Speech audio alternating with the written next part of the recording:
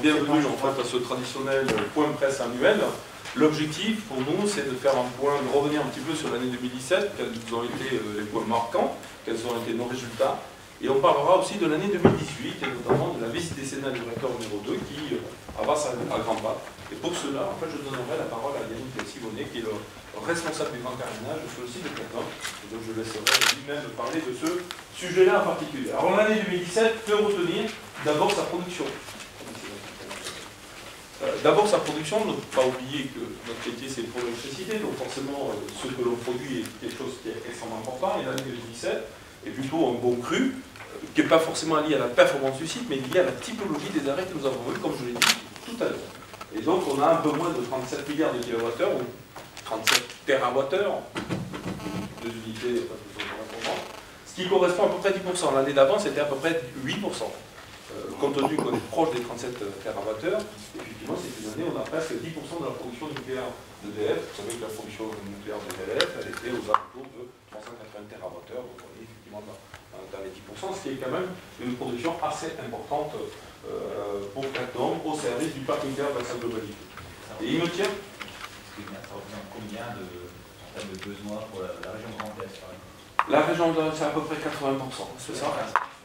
Oui, mais quand on a un peu plus de production, c'est à peu près 80%. Vous voyez, à peu près 80%. Alors, si vous voulez les chiffres exacts, vous allez sur le site RTE, qui donne exactement par région en fait, les bilans de consommation, de production. On est en général entre 75 et 80% de la consommation. Vous voyez, nous sommes producteurs d'électricité, j'allais dire visible sur le territoire, mais plus que visible, majoritaire sur le territoire. Bon, il n'y a pas que la production nucléaire sur le territoire, il y a beaucoup d'hydraulique. Notamment avec tout le canal du Rhin, où il y a beaucoup d'installations hydrauliques exploitées par EDF. Il y a aussi des énergies renouvelables, en moindre quantité, mais il y en a aussi sur le territoire Grand Est. Territoire de Grand Est qui est assez dynamique d'ailleurs dans le développement des énergies renouvelables. Ça fait partie des régions en France où il y a un leadership qui est assumé et exprimé. Et on voit notamment quand on va sur Strasbourg, on voit des champs d'éoliennes qui se développent. Qui contribue d'ailleurs, c'est une bonne transition, au mix énergétique d'EDF. Et donc quand on voit d'ailleurs, au-delà de produire l'électricité, il faut regarder aussi l'impact environnemental. Vous savez aujourd'hui que le sujet c'est le réchauffement climatique et notamment l'empreinte carbone. Il me plaît à rappeler que finalement le mix d'EDF d'aujourd'hui nous permet d'avoir une électricité en fait à très faible émission de carbone, 97%. On verra tout à l'heure finalement ça nous amène à combien de grammes de CO2 émis par kilowattheure, et notamment comment on se situe dans la moyenne européenne. Donc ça c'est finalement le volume de production. Alors, notre activité, on aime bien regarder ça au prisme du développement durable. Le développement durable c'est un trépied équilibré entre la partie économique, la partie sociale, la partie environnementale.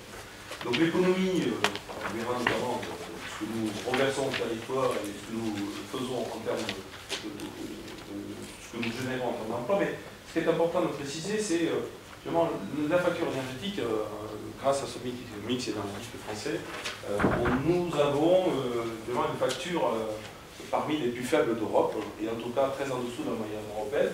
Juste ramener à l'économie réalisée, le mix énergétique permet 20 milliards d'économies par an, soit un tiers de la facture énergétique en France. Le mix énergétique EDF, c'est 20 milliards d'économies par an, soit un tiers de la facture énergétique, ça inclut la consommation des industriels et la consommation des domestiques. Le deuxième pilier, c'est le volet social, et notamment au travers de la création d'emplois. Le nucléaire en France, c'est 220 000 emplois directs, répartis dans 2600 PME en France. C'est-à-dire qu'il n'y a pas que EDF et Areva. Il y a toute une multitude, effectivement, soit de sous-traitants, soit d'équipementiers, répartis sur la totalité du territoire. C'est-à-dire qu'on n'a pas une zone centralisée, Lyon, Paris, qui génère de l'emploi, non. C'est très très bien réparti sur le territoire, ce qui contribue quelque part au bon ancrage de nos métiers dans une bonne partie de la France.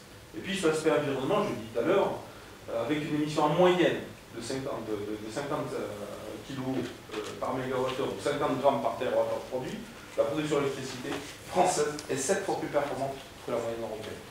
Alors, c'est par rapport à la moyenne. Après, vous avez des pays en Europe qui ont en fonction de leur mix énergétique, plus ou moins carboné, qui forcément sont très au-dessus de la moyenne. Monsieur, vous savez peut-être la moyenne en Allemagne, tiens? Aucune idée. Aucune idée. Je travaille en France, monsieur. Vous avez une idée? Alors vous avez un super site qui s'appelle Electricity Map, Voilà. Et vous pouvez voir la signature en fait carbone en temps réel. Et donc vous avez, notamment l'Allemagne, enfin, c'est des choix différents. Je ne dis pas que ce sont mauvais choix, ce sont des choix différents. Nous avons fait des choix différents. Je ne dis pas que nous avons raison. C'est pas ça du tout mon propos, mais c'est entre 450 et 600 kg de CO2 par mégawattheure produit. C'est à peu près la dimension qu'il faut ajouter. En termes d'emploi, le site, c'est 1360 salariés EDF, plus auxquels il faut rajouter des prestataires permanents, c'est-à-dire en permanence, nous avons un certain nombre de prestataires sur site, auxquels viennent se rajouter des prestataires qui viennent essentiellement sur les périodes d'arrêt de tranche, on va y revenir tout à l'heure. Nous avons recruté 32 salariés en 2017, donc c'est vraiment des recrutements secs. Nous avons en tout un peu plus de 60 salariés qui nous ont rejoints, mais il y en a une trentaine qui viennent déjà du groupe EDF, donc c'est plutôt des mutations internes du groupe, des reconversions internes du groupe.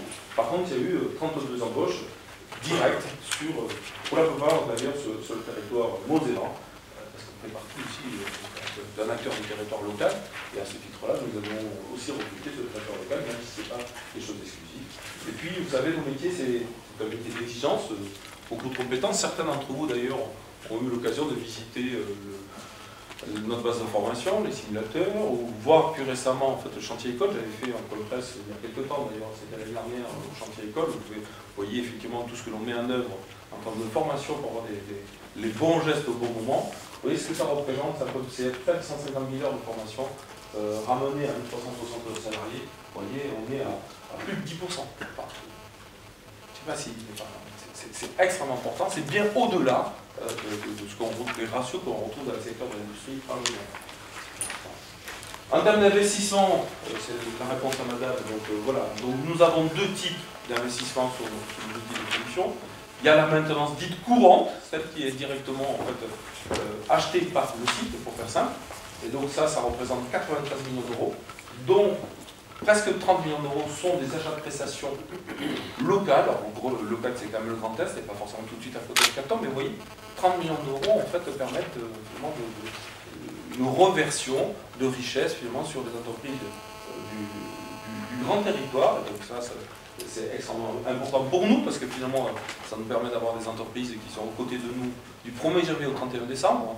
Ce sont des fournisseurs que nous voyons régulièrement, et donc nous aimons bien intégrer dans la façon dont on pilote nos performances et la façon dont on les centre sur nos enjeux au quotidien. Donc c'est extrêmement important de travailler avec des entreprises locales.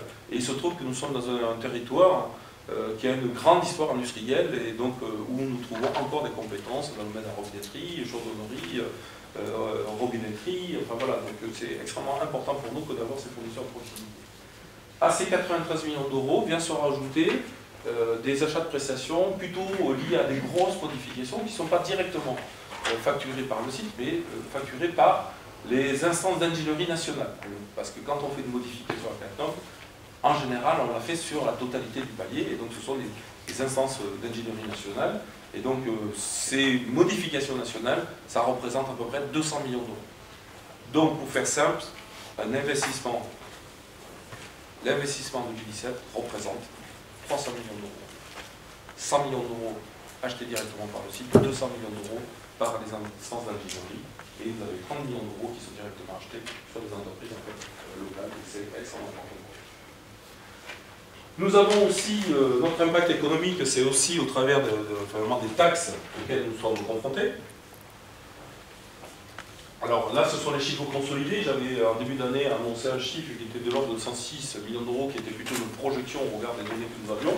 Là, ce sont vraiment les chiffres facturés, donc c'est un peu moins que 106, mais ça reste un chiffre très très important, 104,7 millions d'euros, avec des clés de répartition entre le local et le national.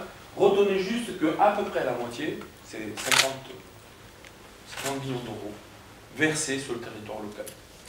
50 millions d'euros reversés sur le territoire local, une partie sur la communauté de communes, une partie au niveau du département, mais finalement, globalement, c'est 50 millions d'euros reversés en termes de richesse au niveau du territoire.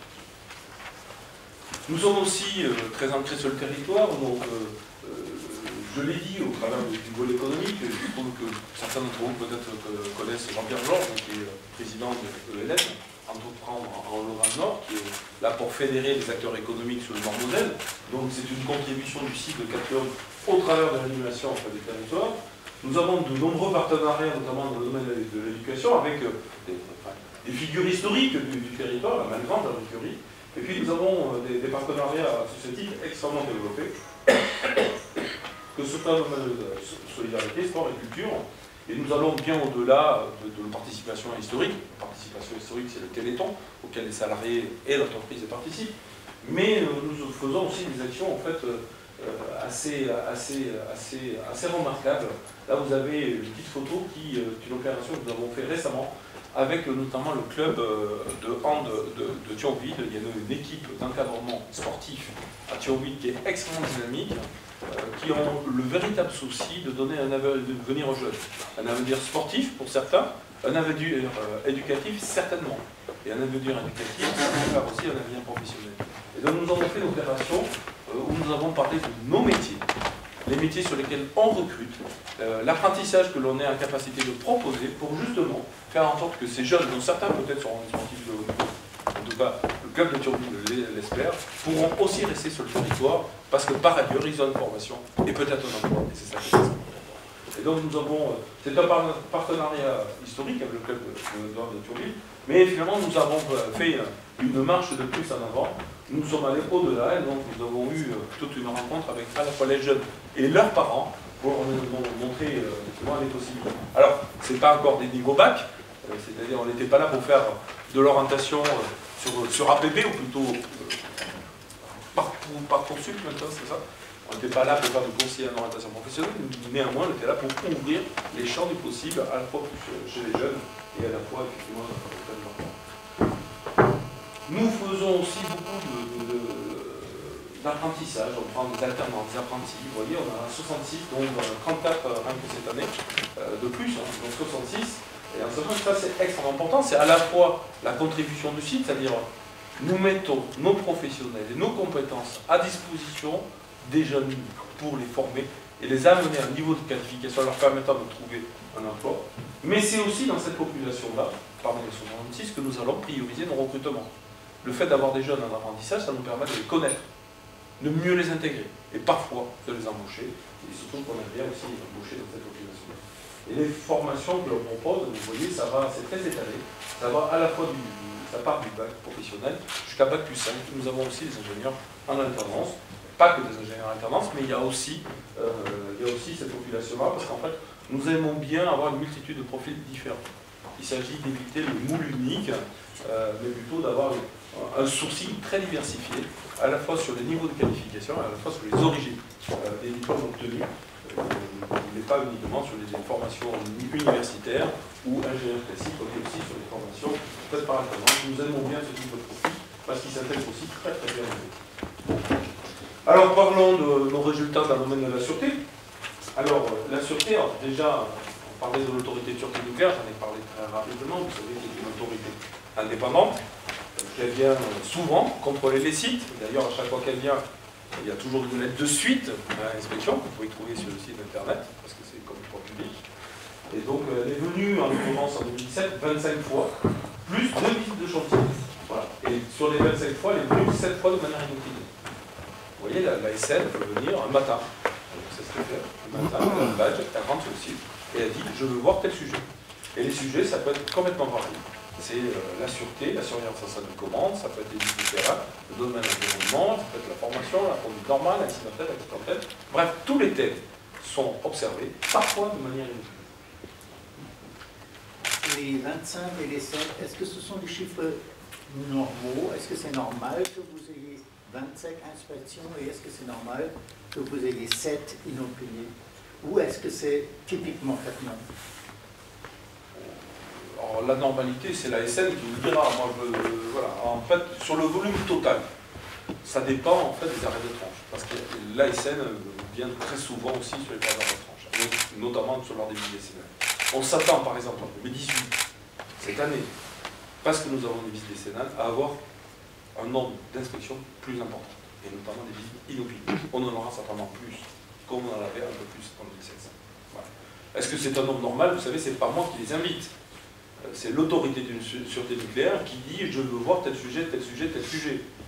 Non, mais vous connaissez par exemple Fessenheim et vous avez Oui, une alors, certaine expérience. Est-ce que par rapport aux autres, c'est normal? C'est à peu près le chiffre que j'avais en tête, oui.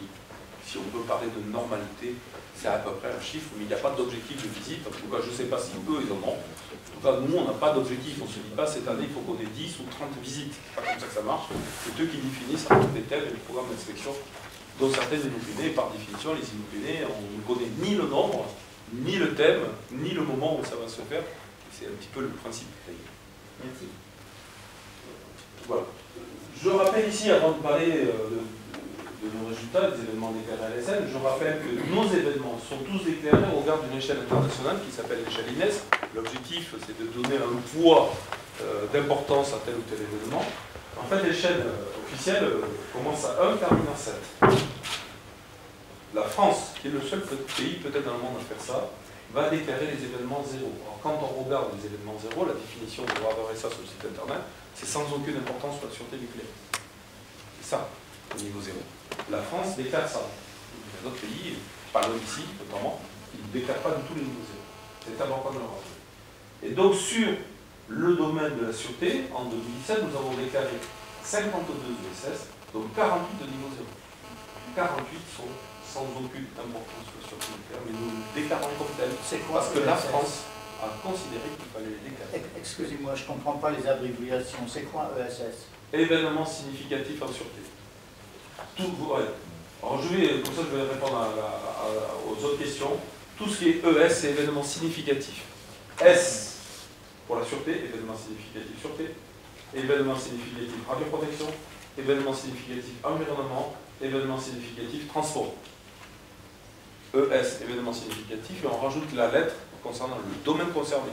Si je trouve que l'autorité de sûreté nucléaire s'occupe de sûreté, c'est normal, mais s'occupe aussi de radioprotection, s'occupe aussi d'environnement, s'occupe aussi de transport.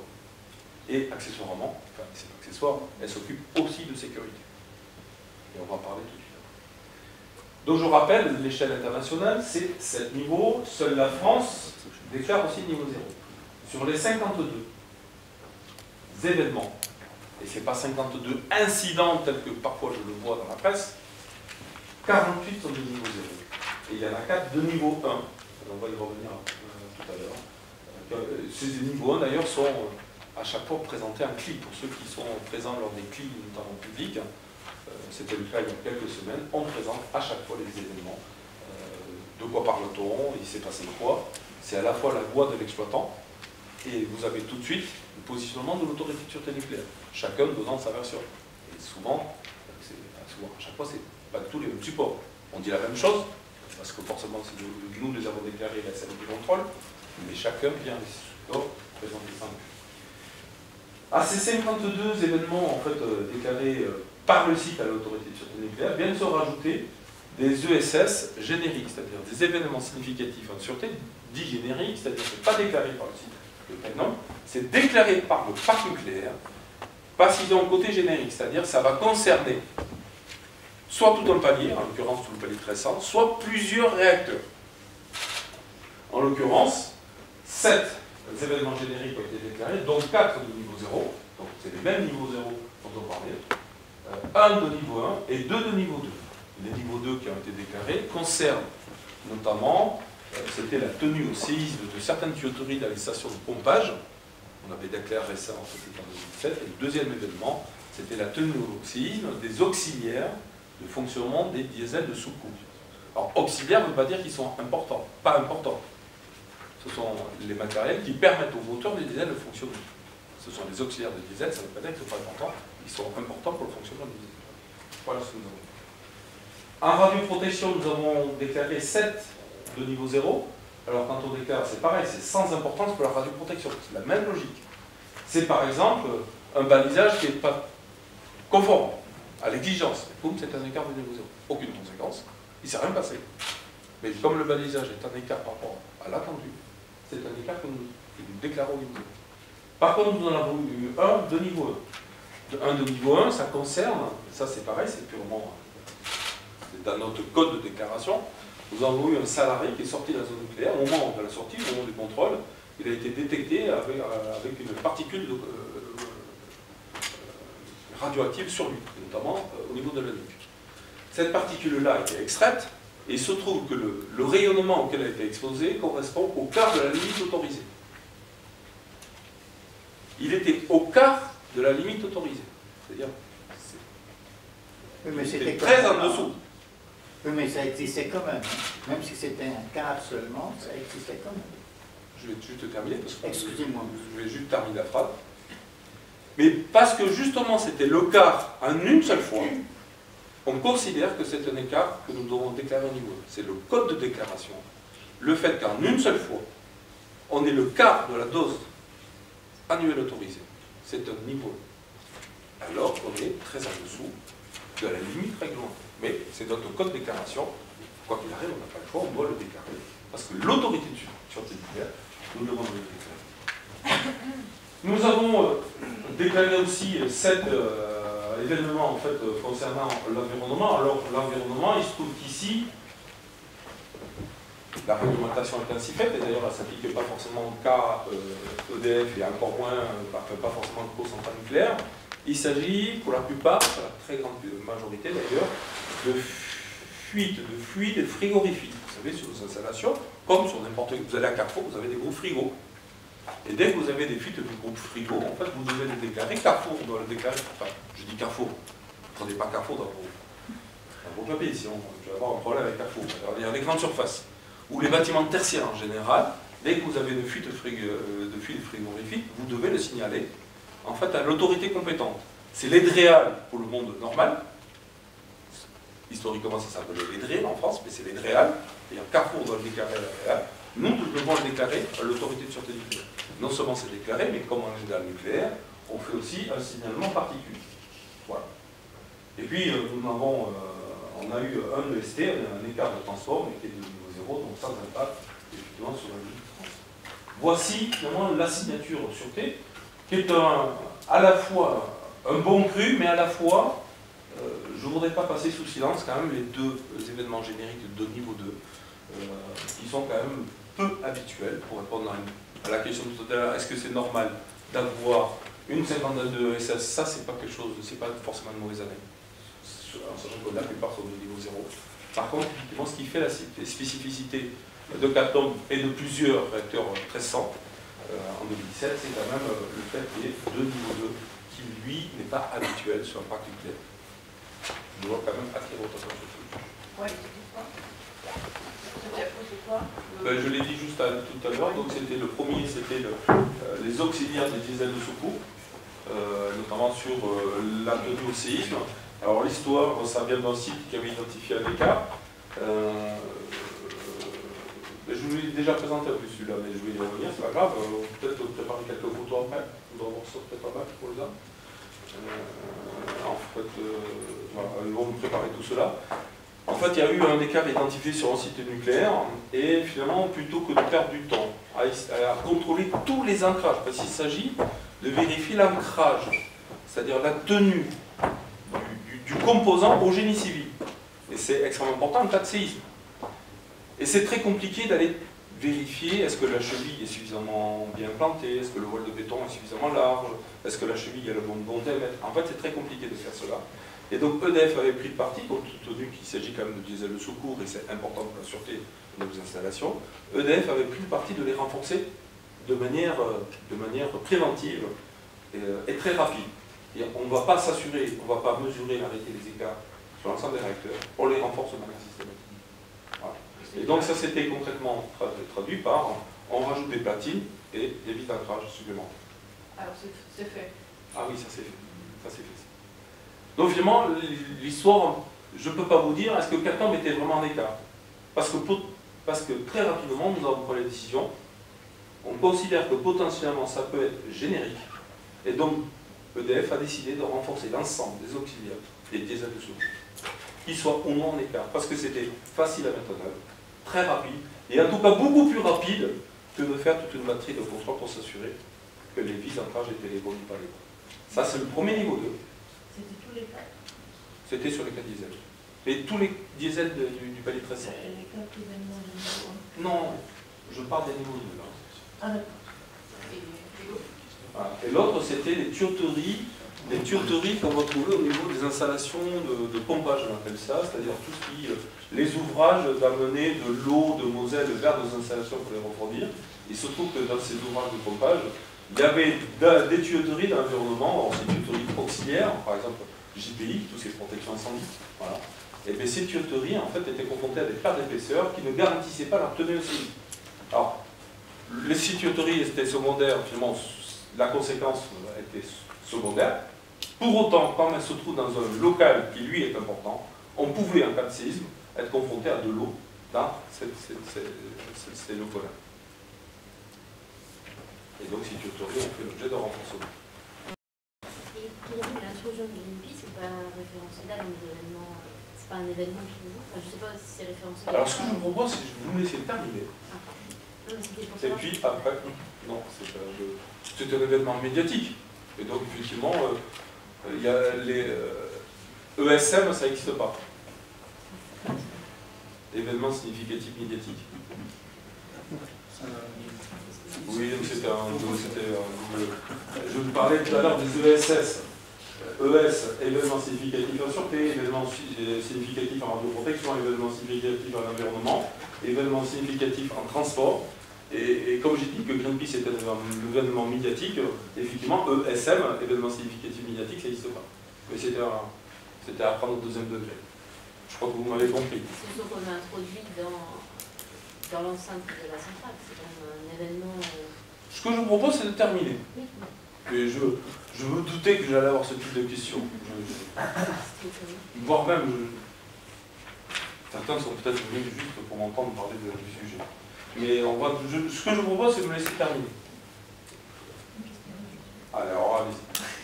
Est-ce que les réacteurs étaient concernés par les anomalies des cruisoforges? Alors, on m'a posé tout à l'heure la question.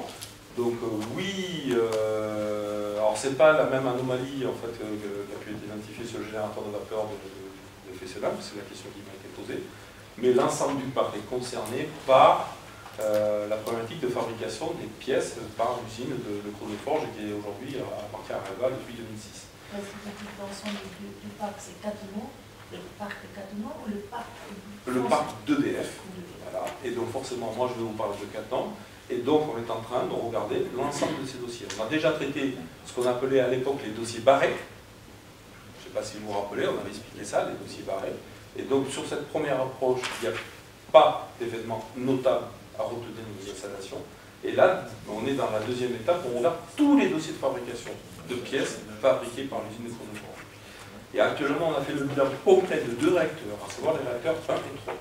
Il y a un certain nombre de constats qui ont été formulés, qui ont été transmis à l'autorité de sûreté nucléaire.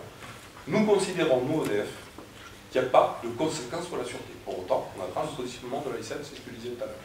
Parce que là, l'autorité de sûreté nucléaire a une position régalienne sur le sujet.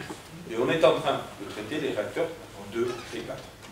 Est-ce que vous confirmez qu'avec 83 anomalies et 17 non-conformités pour 30 pièces fabriquées au Creusot, le réacteur 1 de Cattenom est le plus affecté dans ce dossier?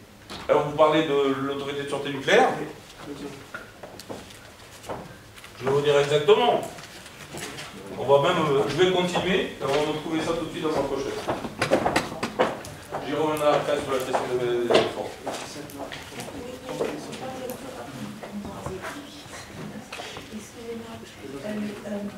Alors, vous avez constaté qu'il y a des anomalies, mais à la vie de l'EDF, ce n'est pas significatif. Est-ce que j'ai bien compris? Alors, on va la trouver tout de suite. Alors, ce que je peux vous dire, pour répondre à la question, 401, 30 pièces fabriquées, 220 constats. 220 constats. Les constats, c'est un constat. Ça ne veut pas dire qu'il y a des écarts. Il y a 83 fiches d'anomalie, c'est le chiffre que vous avez dit? C'est ça. Il y a 83 fiches d'anomalie. Sur 403, il y a eu 29 pièces fabriquées. Il y a 48 fiches d'anomalie qui ont été identifiées. Voilà. Tout cela, conclusion, sur l'ensemble des constats réalisés et analysés à date, on peut conclure en l'absence d'impact sur l'intégrité des équipements sur lesquels porte le constat. Donc ça, c'est le travail que je vous ai dit qui est terminé sur le réacteur numéro 1 et 3. Il est en train d'être d'être fait pour les réacteurs numéro 2 et 4.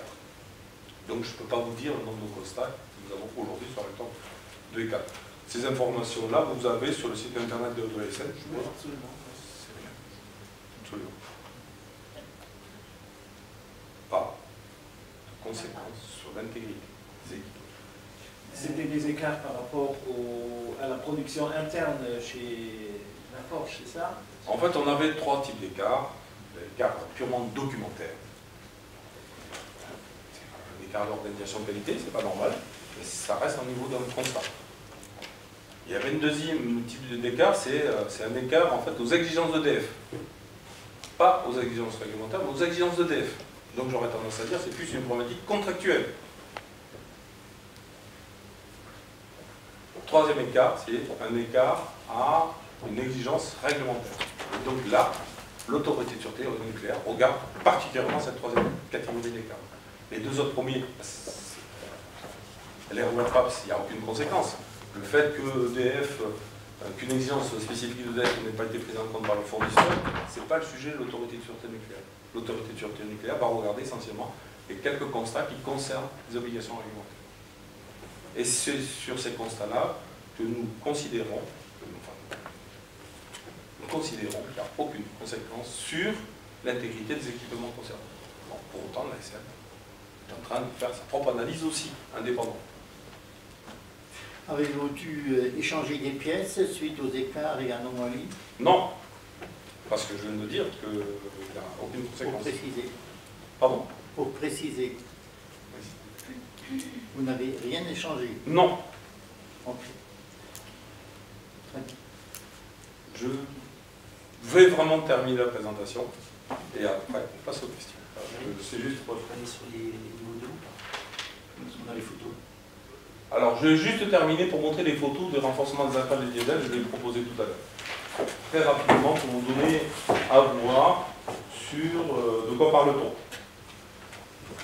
C'est sur la base du dossier qu'on a présenté à MFI, je suppose. Oui.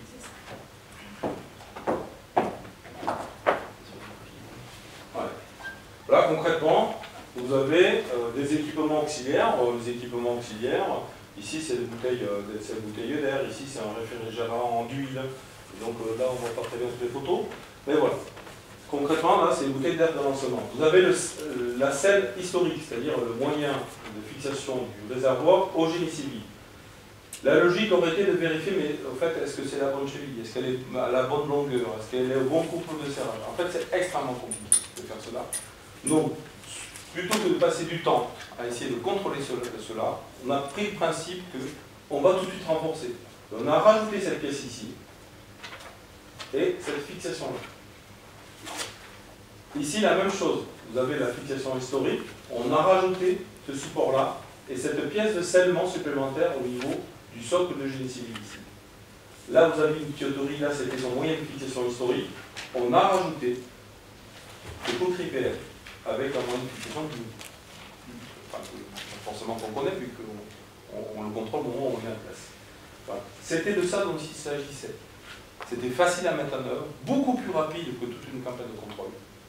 Et ça nous a permis parce que j'ai dit, il s'agissait d'aller vite aussi, il s'agissait quand même de diesel de secours. Donc, ce sont des matériels importants pour la sûreté. Donc c'est pour ça que l'EDF a pris le parti de traiter le sujet, même si potentiellement on n'était pas un écart. Et comme on considère qu'il peut être générique, on peut considérer qu'on était aussi concerté. Et donc on a renforcé tout de suite. Voilà, ça c'est le support. Voici les exemples de rapports qu'on a mis ici. C'est la même photo, mais vue sous un autre angle, vous voyez, on a rajouté ces supports-là qui permettent de garantir la tenue au séisme. Et alors ça, c'est les tuyaux, ça, ou c'est le même? Alors c'est le même circuit, ça c'est sur les circuits d'huile, hein. C'est pour ça que la couleur marron c'est le circuit d'huile, là c'est de l'air, et donc là c'est une tuyauterie qui est un peu plus en aval, et donc effectivement il s'agissait de vérifier la tenue au séisme du support de la tuyauterie sur son génie civil, et comme on n'était pas certain, on a rajouté cette type de fixation supplémentaire. Potentiellement on n'était pas à l'écart, je vous dis. C'est ça l'approche défense en profondeur. On a potentiellement un doute sur la tenue au séisme, donc soit on fait la démonstration pour l'ASN, il faut qu'on fasse toujours une démonstration, quoi qu'il arrive au bout du bout, soit l'autorité de sûreté nucléaire, soit on passait du temps à faire la démonstration, mais ça allait prendre énormément de temps, soit on agissait rapidement, et comme c'était facile à mettre en œuvre, nous avons pris ce parti, surtout beaucoup plus rapide. Les 2 mois, on a fait ça en 15 jours. Hein. Alors que parfois, le temps nucléaire, c'est peut être très très long, notamment quand on veut faire des contrôles. En 15 jours, c'était fait. En 15 jours, on a fait une voie, et je crois en 3 semaines, on a fait le 2e diesel. Donc c'était extrêmement rapide. Extrêmement rapide. Et donc ça a été fait sur tout le parc national. Ça a été fait sur beaucoup de diesel du 1300. Est-ce que c'était 100%? Je ne vais pas vous le confirmer, honnêtement. Je ne sais pas, mais une chose est sûre, c'était générique, ça concernait, on va dire, en tout cas, la grande majorité du palier 1300. Et peut-être même 900 MW. Et des sites ont été sélectionnés comment? C'est le risque de séisme potentiel? C'était ça le... Comment est-ce que Cattenom a été choisi? Comment est-ce que Cattenom a été choisi? Comment les sites, si ce n'est pas tous les sites du parc national, comment est-ce que les sites ont été sélectionnés pour être renforcés comme ça? En fait, on a considéré que c'était générique, c'est-à-dire toutes les conceptions qui sont identiques, on a considéré que le problème était le même. Et donc toutes les conceptions identiques, on les a toutes renforcées. Toutes. Quel que soit le niveau de séisme, parce que chaque site a un niveau de séisme à respecter en fonction de sa zone d'implantation, notamment la zone de sismicité. Voilà. Tous les sites ont des niveaux de séisme, mais peu importe, ils en ont un, plus ou moins haut, mais ils en ont un. Et donc il s'agissait de les renforcer, c'est ce qui a été fait. Je crois que ça concerne la totalité du palier 1300. Il faut regarder la déclaration du banque. Pour ceux qui regarderont ça ici. Je vais essayer de reprendre le fil. Donc nous étions sur la partie purement sûreté. Donc je vous ai présenté les résultats. Je vais parler maintenant de la sécurité des travailleurs. Je dis ça parce que souvent, vous entendez, tiens, les pompiers sont venus, il y a eu un malaise, voilà. Ben oui, à chaque fois qu'il se passe quelque chose, y compris un non-événement sur le site, nous, communicants, nous donnons l'information, et c'est normal, c'est notre métier. Voilà. Mais quand on ramène ça à des valeurs qui sont très facilement intercomparables, le taux de fréquence, ça c'est pas propre au nucléaire, pas propre à EDF, c'est une donnée d'intercomparaison avec l'ensemble des secteurs d'activité. Le taux de fréquence de Cattenom en 2017 c'est 1,9. Or c'est le taux de fréquence EDF et prestataires. C'est pas que les salariés EDF. C'est-à-dire y compris les prestataires qui font une partie de la maintenance sur nos installations. 1,9. Vous regardez, vous avez quelques valeurs d'intercomparaison. Le secteur du BTP, c'est 32. Alors vous connaissez la définition, hein, c'est le nombre d'accidents par million d'heures travaillées sur 12 mois glissants. C'est une définition normée en France. Normée. L'industrie de la chimie, c'est 16. Les activités de service, banque, assurance, y compris dans le tertiaire. Vous voyez, dans le tertiaire, on a un taux de fréquence proche de 8. Cattenom, usine industrielle, dans une période de très forte activité, c'est-à-dire l'exposition au risque est extrêmement élevée, 1,9. Alors nous ne sommes jamais satisfaits d'avoir 1,9. L'objectif c'est d'avoir 0 accident. Et comme dirait l'autre, quand je m'intercompare, je me rassure. C'est juste, ça me donne effectivement le résultat très concret des politiques de prévention, de préparation de nos chantiers. Elles sont payantes pour la maîtrise de nos activités, elles sont aussi payantes pour les conditions de travail de nos salariés, qui se blessent trop, bien sûr, trop, mais beaucoup moins que dans d'autres secteurs qui sont comparables, notamment à l'industrie lourde ici, qui sont des facteurs avec des taux de fréquence qui sont assez élevés. Parlons toujours dans le domaine de la prévention en fait, de la santé des salariés. La dosimétrie moyenne prise par les intervenants EDF et prestataires était de 0,278 millisieverts pour être précis. Alors, vous allez me dire, c'est quoi ce chiffre? Ben, en fait, il faut ramener ça à des seuils réglementaires. La réglementation, c'est 20 millisieverts. On est à 0,278. Voilà ce que dit la réglementation. Vous avez une image d'intercomparaison. Quand vous faites un scanner abdominal, c'est 10. Un scanner abdominal, c'est 10. Le seuil réglementaire, c'est 20. La dose moyenne prise par les salariés EDF et prestataires, c'est 0,278. Personne à EDF, et encore moins à Cattenom en 2017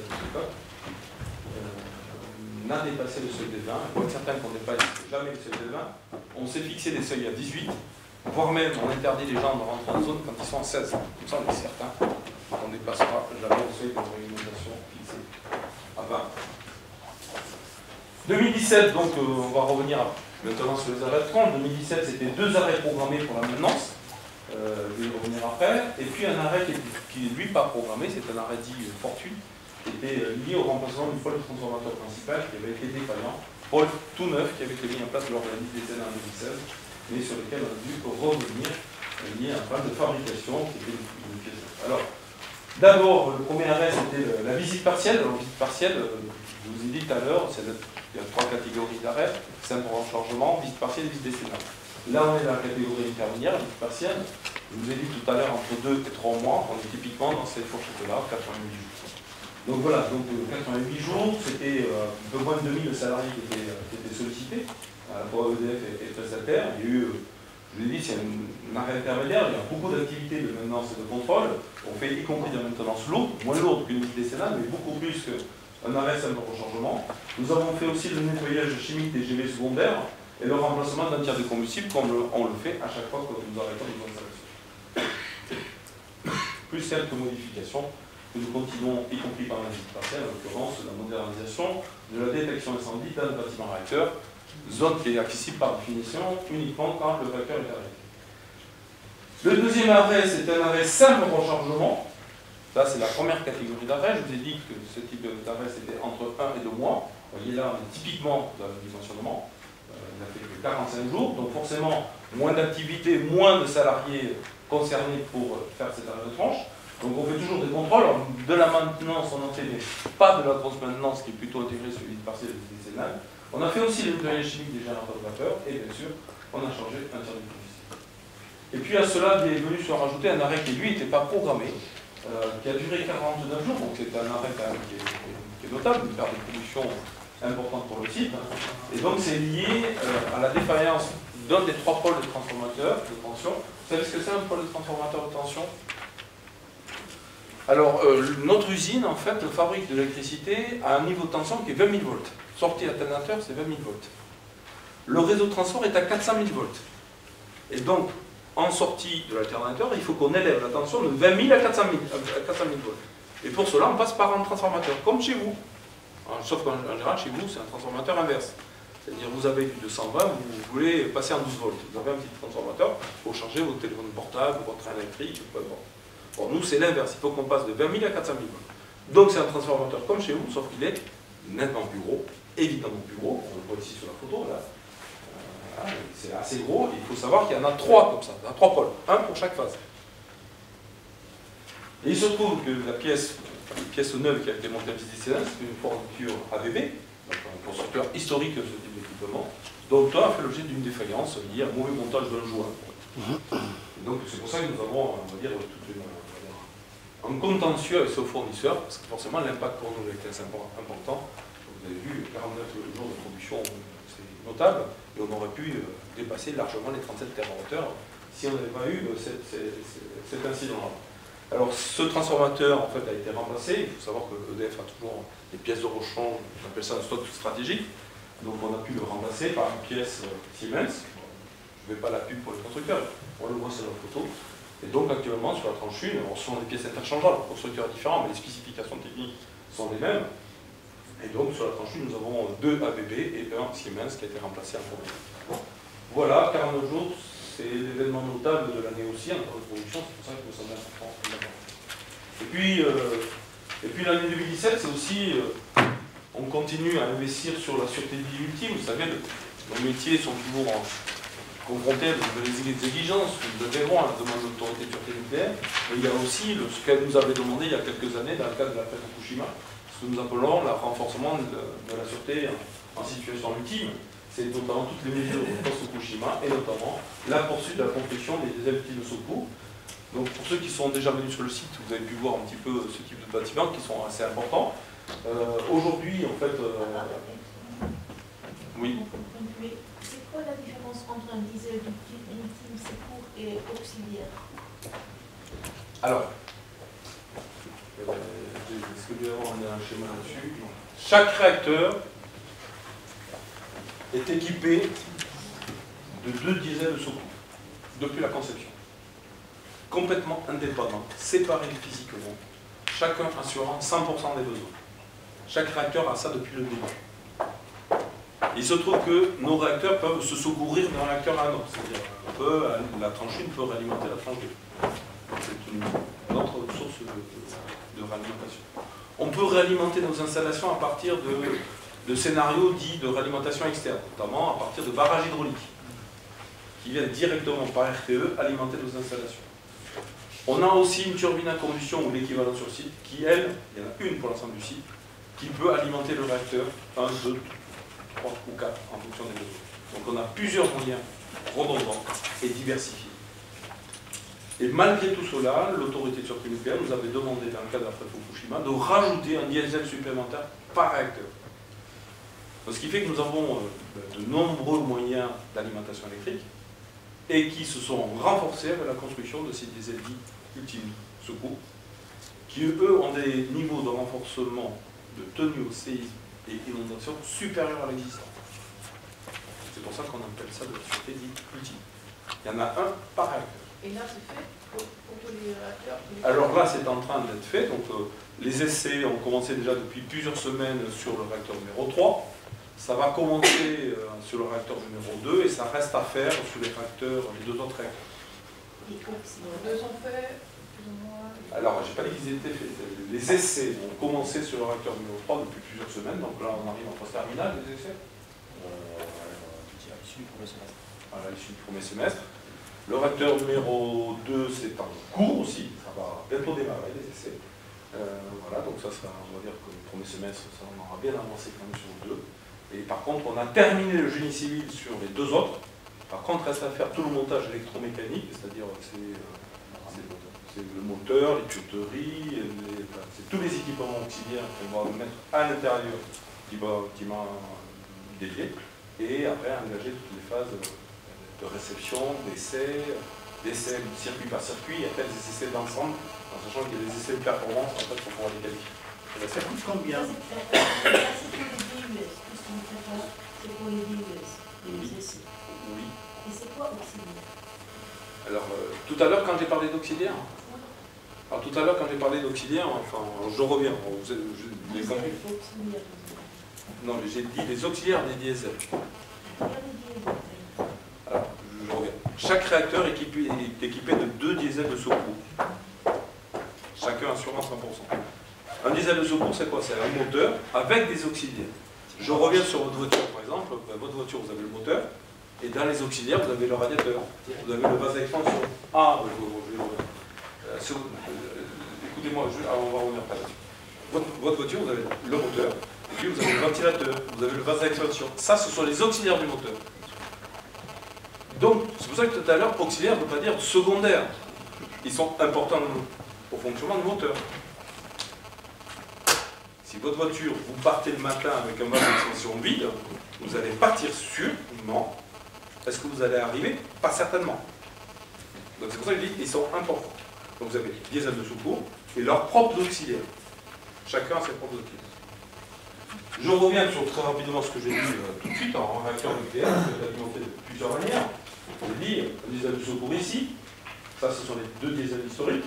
Il y a la turbine à combustion pour l'ensemble du site. Il y a la possibilité d'être alimenté par l'extérieur par la ligne 400 kV, donc c'est concrètement le réseau de transport qui nous alimente. Il y a la capacité de s'auto-alimenter, ce que nous appelons les scénarios d'îlotage. Et puis nous avons aussi un scénario d'alimentation auxiliaire externe. Finalement, l'externe peut nous alimenter de 2 manières. Voilà. Donc vous voyez, on a beaucoup de moyens redondants et diversifiés permettant de ramener l'électricité sur le site. Il y en a 5, auxquels on rajoute un diesel ultime secours. C'est ça les exigences post-Fukushima, qui lui a des niveaux de robustesse au séisme et inondation supérieurs à l'existant. C'est ce qui fait que c'est très compliqué à construire. Très compliqué à construire. Très compliqué à construire. Pour revenir. Permettez-moi encore une question. Cet investissement vous coûte combien d'euros? Chaque diesel de secours 30 millions d'euros. 3 millions. 30 millions. 30. Les ultimes, ou pas? Oui, chacun. Oui. Alors après, il faut ramener ça, c'est-à-dire 30 millions d'euros, il faut ramener ça au coût de production d'électricité nucléaire. Le coût de production d'électricité moyenne nucléaire intégrant ces investissements-là, c'est 32 € le mégawattheure. Regardez les autres moyens de production, pas trop. C'est pour ça que EDF s'engage dans le grand carénage. Il y a une logique économique derrière tout cela. Ces investissements sont certes importants au regard de notre budget personnel. 30 millions d'euros, ça peut être vu comme étant important. Et c'est important. Pour autant, quand on ramène le coût de production de l'électricité nucléaire, on est à 32 euros le mégawattheure. C'est le chiffre donné par EDF, notamment dans le cadre des réflexions qui y a en cours en France, dans le cadre de la PPE, la programmation pluriannuelle d'énergie. 32 millions d'euros, 32 euros le mégawattheure, c'est le chiffre qui est aujourd'hui avancé par EDF. Donc les dizaines de secours, forcément c'est une histoire qui se continue pour EDF. Nous avons aussi dans le domaine de la sûreté ultime testé un certain nombre de dispositions d'organisation dites de crise. Nous avons utilisé, mis un scénario en fait où nous avons testé la capacité de la FARM. La FARM, c'est la force d'action rapide nucléaire. Rappelez-vous, elle était venue au mois de mai 2017. L'objectif, c'est d'utiliser en fait, le génie nucléaire, c'est-à-dire un petit peu la force civile interne à EDF, permettant en moins de 24 heures d'apporter des moyens humains, matériels, sur un site accidenté, qui pourrait en avoir besoin. Et ça fait typiquement, un des enseignements de l'accident de Fukushima, c'est comment apporter du secours sur un site qui en a besoin, quand vous avez des infrastructures en fait, au niveau d'un pays qui est complètement déstructuré. Par exemple, un événement climatique majeur, vous n'avez plus de route, vous avez le préfet, il a plein de sujets à traiter, voilà, et il faut que la sûreté nucléaire soit garantie sur le site, quelles que soient les conditions. Et donc les premières 24 heures, on les gère complètement en autonomie sur site. Après, vient se connecter les moyens humains et matériels de la FARM, le temps effectivement de retrouver des situations stabilisées au niveau du pays.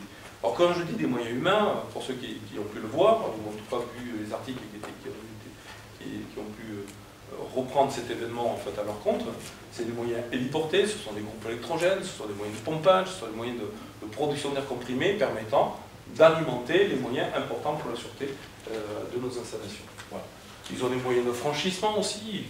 Imaginons un événement climatique, c'est aussi des zones inondées, donc il faut pouvoir les traverser. Donc à ce titre-là, ils ont des moyens de franchissement, des bateaux, des barges à fond plat, pour pouvoir passer des zones inondées, mais de faible profondeur.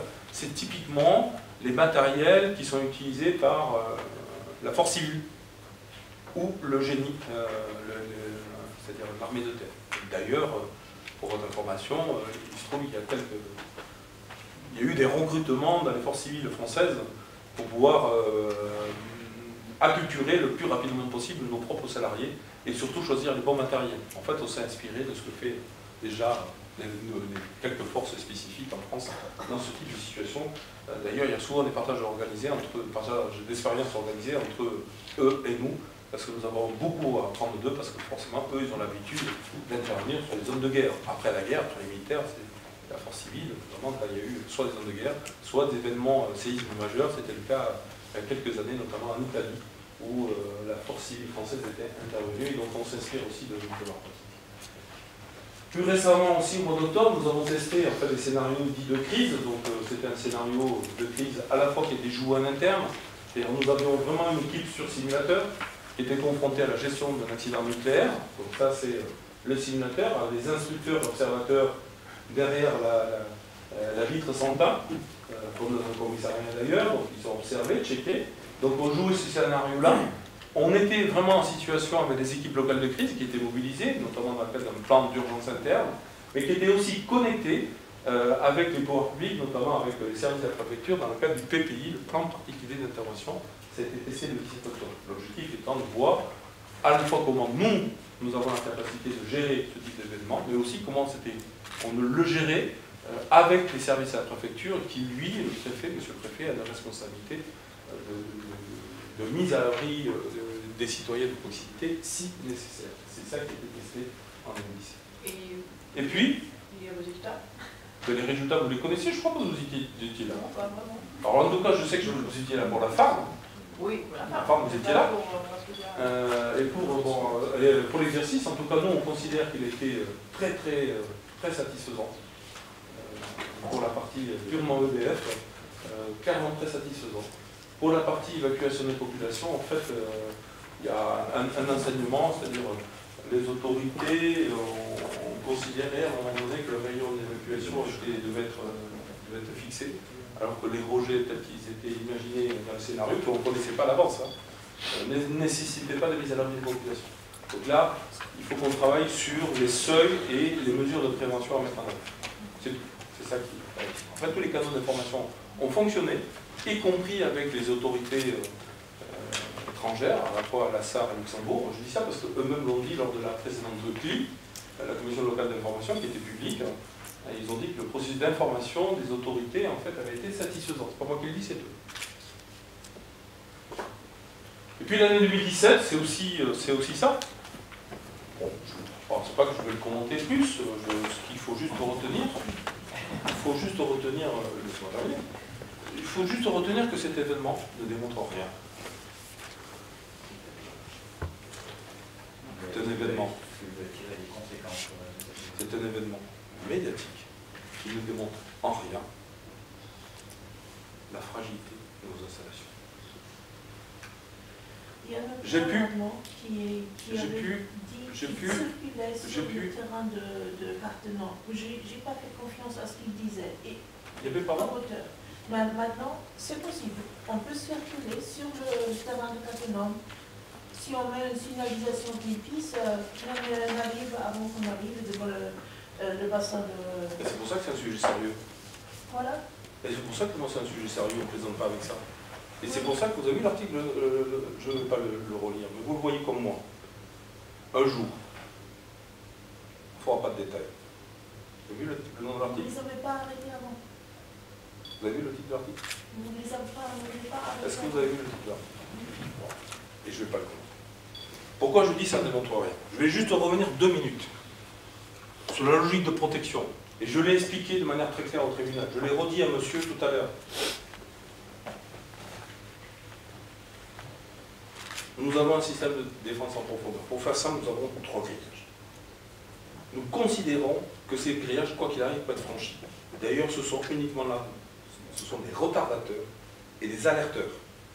L'objectif étant d'avoir suffisamment de temps permettant aux forces de gendarmerie de se positionner au niveau des zones d'importance vitale. Ils sont pas là pour arrêter, parce que quand il arrive, on considère. Vous mettez un grillage de 2 mètres, ils prendront une échelle de 3 mètres. Vous prenez un grillage de 3 mètres, il y aura une échelle de 4 mètres. On considère qu'ils sont là pour nous alerter suffisamment tôt, permettant aux forces de gendarmerie de se positionner. Alors comment elles se positionnent? Est-ce que les forces de gendarmerie vont tout de suite aller au contact? Surtout pas. Surtout pas, pourquoi? Parce que le risque, c'est la multi-intrusion. Vous avez une intrusion de nos côtés, vous consommez vos forces, et le risque, c'est qu'il y a une deuxième intrusion, les vrais méchants sont derrière. Donc l'objectif, c'est d'être, on reste au niveau des zones d'importance vitale, et on défend les positions. Les termes sont militaires, je suis désolé, mais c'est les termes utilisés. On est là pour neutraliser, effacer la menace, défendre les positions. C'est ça la logique. Alors, quand je dis que ce sont les termes utilisés, ce n'est pas les miens, c'est les termes des militaires. 3 barrières, suffisamment de retardement permettant aux forces de se positionner aux zones vitales. Parce que l'on craint, ce n'est pas l'acte médiatique, même si ce n'est pas une bonne histoire, c'est surtout l'acte terroriste. Donc on ne va pas aller, surtout, pas aller au contact. Et c'est pour ça qu'on ne voit pas X gendarmes aller au contact. Surtout pas. Surtout pas. Il faut qu'ils soient ailleurs pour défendre les positions.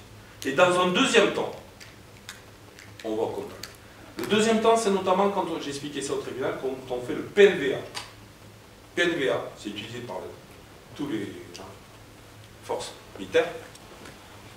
Posture, nature, aptitude, volume. On évalue la nature de la menace. Bref, est-ce qu'on tire tout de suite ou pas? C'est ça que ça veut dire. Et c'est le PNVA qui a fonctionné.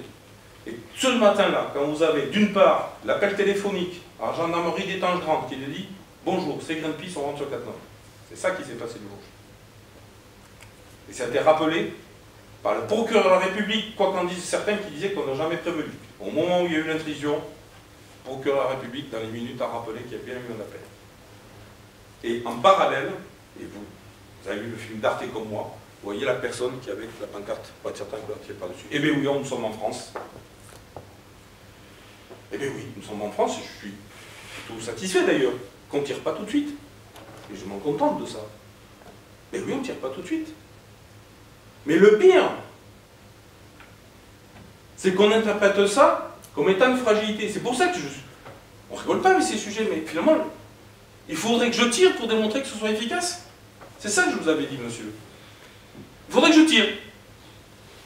Et là, tout le monde serait content. Mais non, nous sommes en France. Et nous ne tirons pas, et tant mieux. Je ne souhaite pas la réglementation comme dans certains pays. Les États-Unis, la Russie. C'est sûr, aux États-Unis, il n'y a pas de question. Greenpeace ne fait pas de tentative d'intrusion. Ce sont les mêmes installations. Avec les mêmes bécas. Et pourquoi ils ne font pas? Parce que aux États-Unis, ce n'est pas 1, 2, 3 qui va là. Puis c'est dès que vous avez approché la première clôture que ça tire. Moi, je ne demande pas ça. Et de toute façon, la réglementation française ne le permet pas, et c'est tant mieux. Pour autant, un jour, il y aura peut-être un malveillant parmi les pistes. Parce que ce que ne vous montre pas le scénario d'Arte, c'est qu'il y avait d'autres gendarmes qui étaient positionnés à l'intérieur. C'est que les 8 intrus étaient surveillés en permanence sur les caméras. Que s'il y en avait eu un qui a eu un comportement inadéquat, partait dans un autre sens, sortir d'une arme, là je vous garantis qu'il y aurait un feu. Et là, on ne fait pas la différence entre le vrai méchant et l'activiste. Et c'est peut-être pour ça qu'un jour, ça sera sérieux. On ne joue pas avec ça. Je l'ai dit au tribunal et je l'ai déjà dit. Nous ne sommes pas contre les contre-experts, les avis d'experts de la société civile. J'aurais tendance à dire le nucléaire, c'est comme l'aviation civile. Elle a évolué du partage d'expérience entre les exploitants mondiaux. C'est vrai dans le nucléaire, c'est vrai aussi l'aviation civile. Si l'aviation civile aujourd'hui est aussi sûre, c'est parce que justement elle a appris, progressé, partagé les événements. C'est le cas dans le domaine du nucléaire, clairement. Mais c'est aussi parce qu'elle se nourrit des contre-experts. C'est le cas notamment en CLI, mais c'est aussi de manière globale au niveau des groupes permanents en France. Vous avez le groupe permanent, on va dire, c'est un conseil de sages scientifiques qui définissent les grands objectifs d'amélioration de sûreté. Et dans ce groupe permanent, au groupe permanent est passé le dossier GV, le GV de Fessenheim 2 est passé au groupe permanent il y a quelques jours.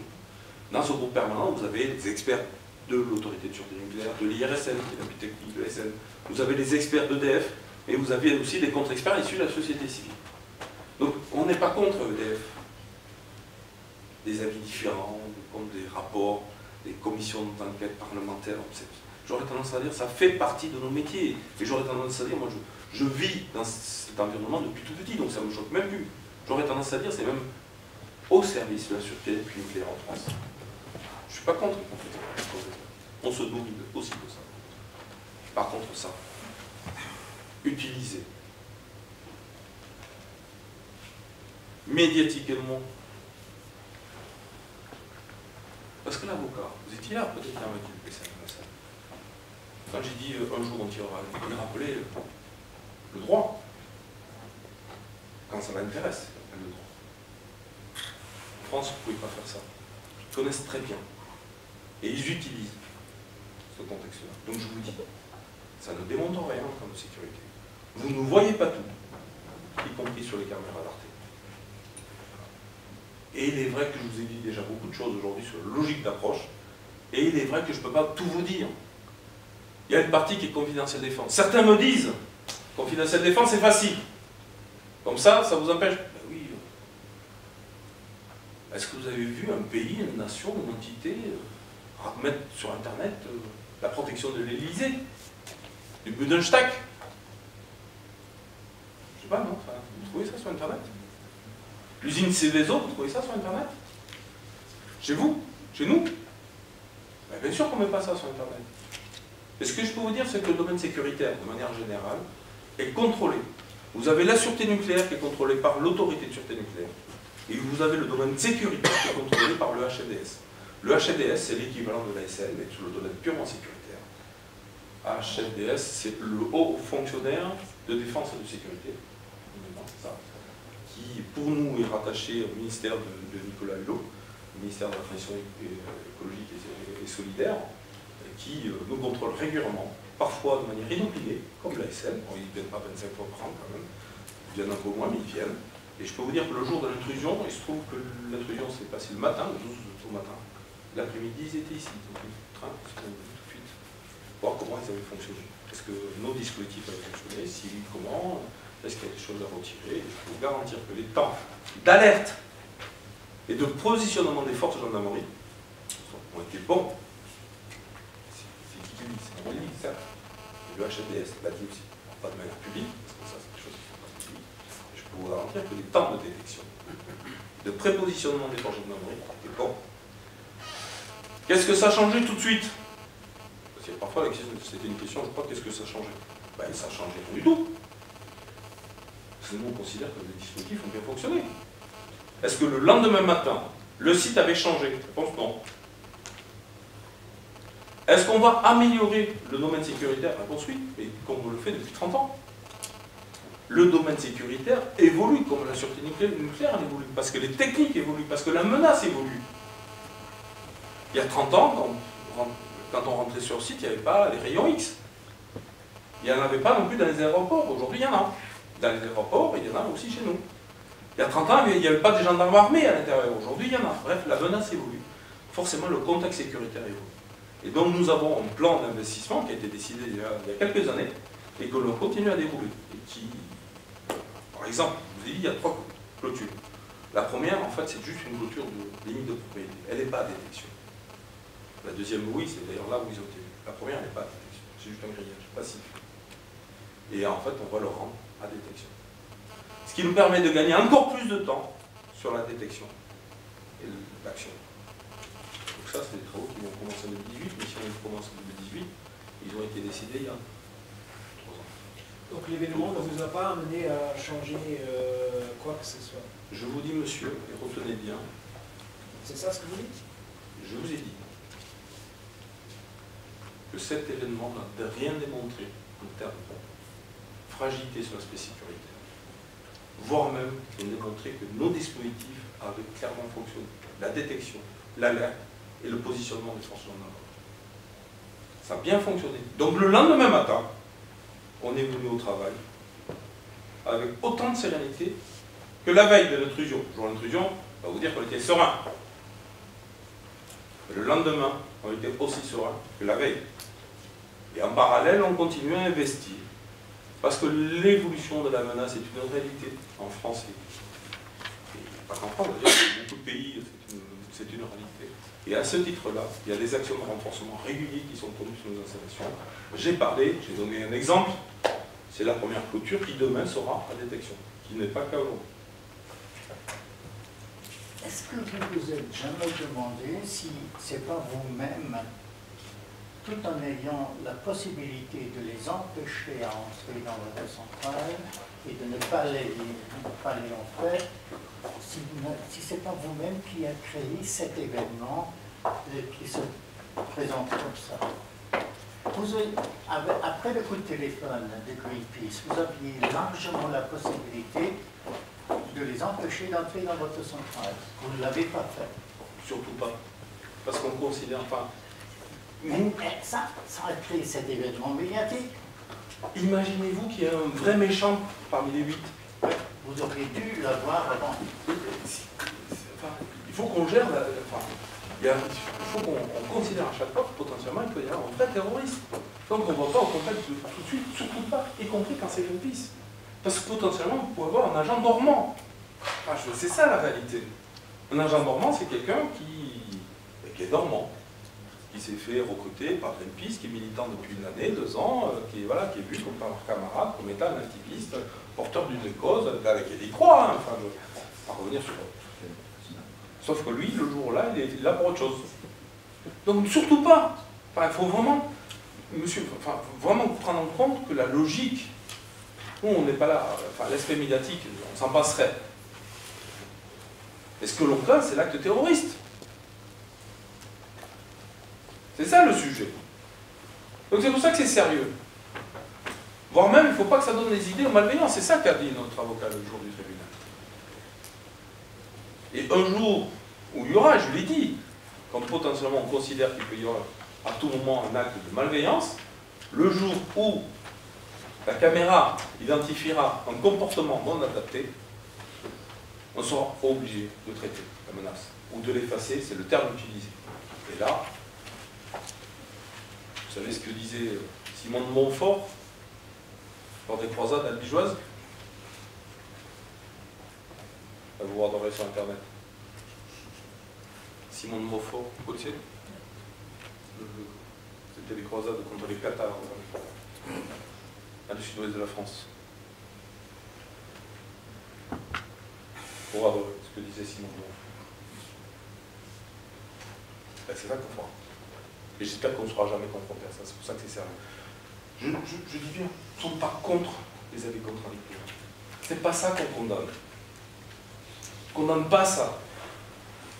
On condamne les moyens utilisés. Il y a une commission parlementaire qui est en cours, qui est la XM, après X commission parlementaire sur le sujet.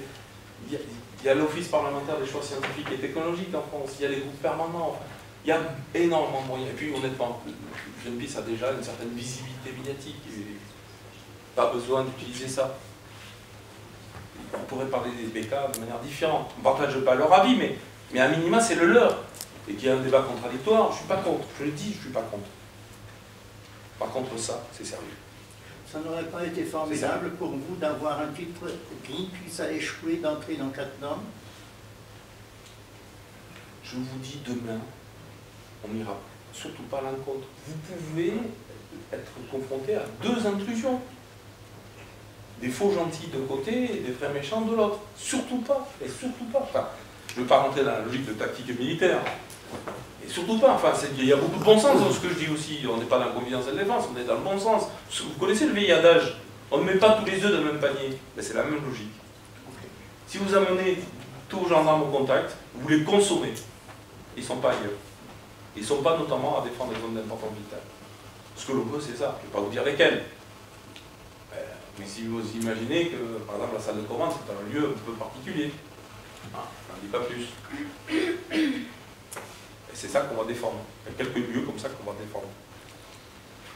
Et par définition, c'est pas un gendarme qu'on va mettre à un carrefour à faire la circulation. Non. C'est un gendarme armé. En joue. Et qui est là pour défendre. C'est ça la logique. Enfin, vous regardez des films comme moi, hein. Enfin, imaginez ce que ça peut être. Enfin, des films comme moi. Ça vous donne des idées de ce que ça peut être dans la réalité. Chose que vous ne verrez pas en réel, je suis désolé, on ne fera pas d'image là-dessus, je suis désolé. Et c'est sûr qu'Arte, pas de ça non plus, mais d'un autre côté, ça ne peut pas comment ça fonctionne.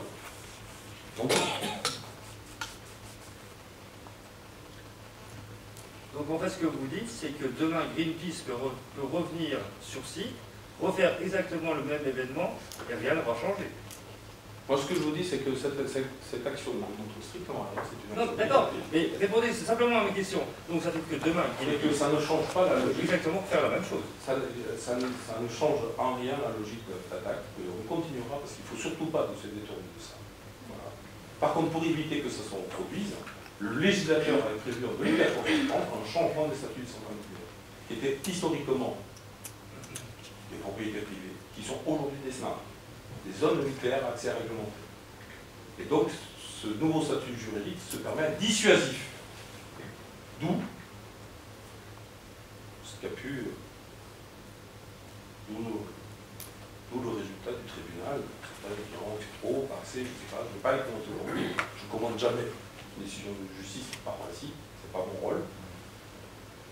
Ni en tant que directeur, ni en tant que citoyen. Pour autant, il y a un statut juridique qui permet d'avoir des niveaux de sanctions d'une autre catégorie qui sont dissuasifs.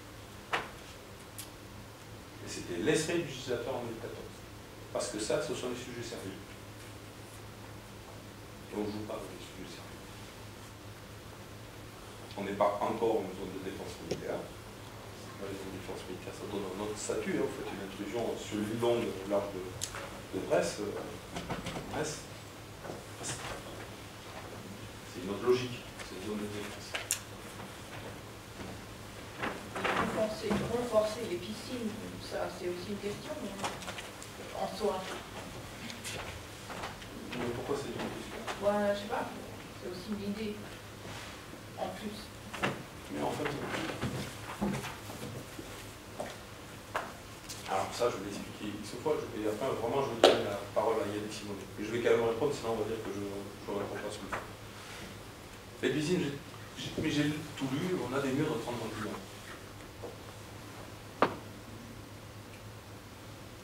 Bon. En Allemagne, c'est un peu différent, c'est pour ça. Ah bon. Oh, il y a tellement de choses qui sont différentes. Oui, oui, mais c'est plus fort. C'est plus protégé quand même. Alors, mais c'est pas, Oh, c'est c'est plus pas fort. question. Ouais, c'est plus fort, c'est sûr. Toujours.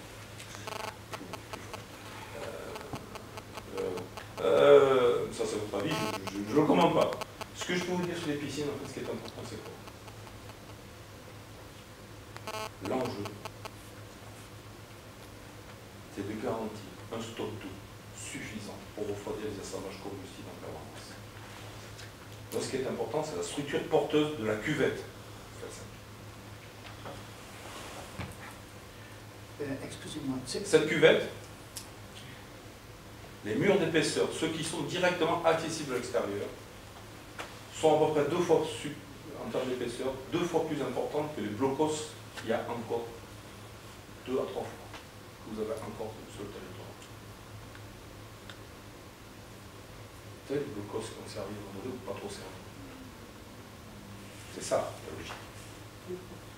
Les blocos, des bunkers. C'est ça. Oui. Donc ça fait, je ne vais pas vous dire la valeur réelle, mais on va dire c'est entre, j'avais dit, entre 8 et 10 fois plus que la valeur que j'ai vue dans un certain rapport.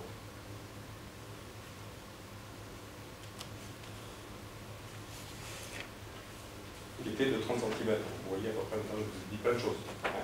Le mur qui est accessible à l'extérieur est 8 à 10 fois plus supérieur que la valeur qui est vue.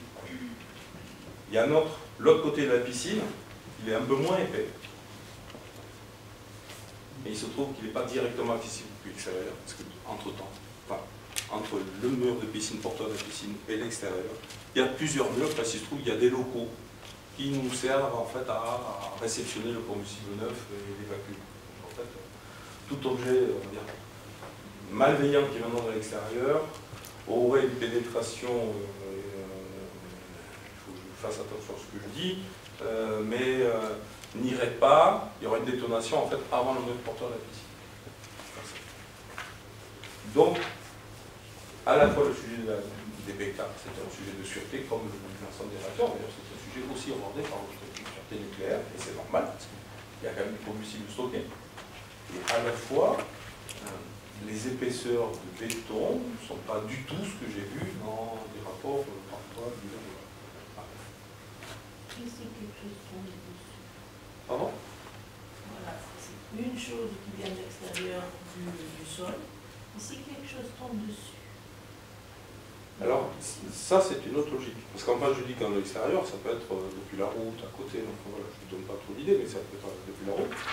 Et après, vous avez la logique protection aérienne. Bon. Vous avez 2 types de menaces. Vous avez les gros porteurs, l'avion militaire, peu importe. Les gros porteurs au sens des Airbus, l'avion civil. Ça, ce sont des avions en fait qui seront directement détectés par la surveillance aérienne. Vous savez qu'en France, comme dans d'autres pays, ça c'est pas la France, une surveillance aérienne avec des avions en surveillance H24. Vous savez. Ils sont là pour défendre des zones importantes pour la nation. C'est à la fois les centres militaires, c'est les centres nucléaires, c'est l'Élysée, Matignon, les laboratoires P4. Vous savez, les laboratoires où sont stockées certaines bactéries, les microbes. C'est un peu sensible. Ces zones-là font l'objet d'une surveillance aérienne avec des avions qui ont la capacité d'intervention très rapide. Je ne sais pas si Jean-Cyr, tu vas retrouver l'article, mais je crois que PCM, je vais rappeler une histoire de PCM. Un avion de tourisme qui venait de l'aéroport juste à côté de la frontière. Un avion de tourisme, il n'avait pas sa radio qui était en service. Sa radio de secours était en panne. Bref, les moyens de communication étaient indisponibles. 2 avions de chasse l'ont pris au niveau de Blodelsheim. Blodelsheim, vous regardez sur la carte, c'est à 1,5 km de la centrale. Tout simplement parce que le pilote ne répondait pas parce que ses moyens radio n'étaient pas opérationnels. Deuxième bonne chose, il faut vraiment qu'ils me le retrouvent. Il faut vraiment qu'ils me le retrouvent. Je vous le donnerai, vous verrez. Deuxième bonne chasse. On va le retrouver, c'est placé. Je t'avais déjà fait passer la commande. Ça me permet de me rappeler qu'il doit faire quelque chose pour moi. C'est ça la réalité. Et après, vous avez des drones. La question des drones. La question des drones, c'est un véritable sujet, parce qu'eux ne sont pas détectables par les radars traditionnels. Par contre, des drones, en fait, il faut voir la capacité de charge utile qu'ils peuvent avoir. Il est vrai qu'ils peuvent apporter une petite entité. Est-ce que ça aura des conséquences sur le site? Oui, sur l'aspect humain. Si ça nous tombe ici, on va sortir tout à l'heure, ça nous tombe dessus. Ça peut avoir des conséquences sur la salle des machines, le poste d'évacuation d'énergie. Enfin, voilà. Il y a des zones où ça peut avoir des conséquences. Par contre, ça n'aura aucune conséquence, notamment sur la partie bâtiment. La conséquence compte tenu de la faible charge utile importante. On parle, est-ce qu'on sait aujourd'hui, qu'est-ce que c'était à l'époque, il y a 2 ans ou 3 ans, les drones? Parce que c'était en Suisse, c'était en Belgique, c'était en France. Partout en France. Alors, partout, je ne sais pas, mais beaucoup de sites ont été surveillés par des drones. On a détecté finalement, on sait ce que c'est? On a des suspicions, mais personne n'est au tribunal. Alors, il y a des personnes concrètes. On a des suspicions.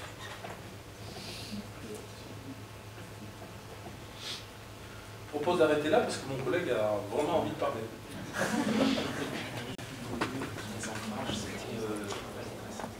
Ah, tout à l'heure, on m'avait posé la question, est-ce que c'était tout le palier de tressant qui était concerné par le niveau 2? Réponse, oui, ça a été vérifié. C'est bien tout le palier de tressant amélioré pour les diesels. Les renforcements des ancrages, des auxiliaires, des diesels de secours. Oui, c'était tout le palier de tressant. Tout le palier, c'est-à-dire tous les réacteurs 1300 MW comme Cattenom étaient concernés par la tenue au séisme des auxiliaires.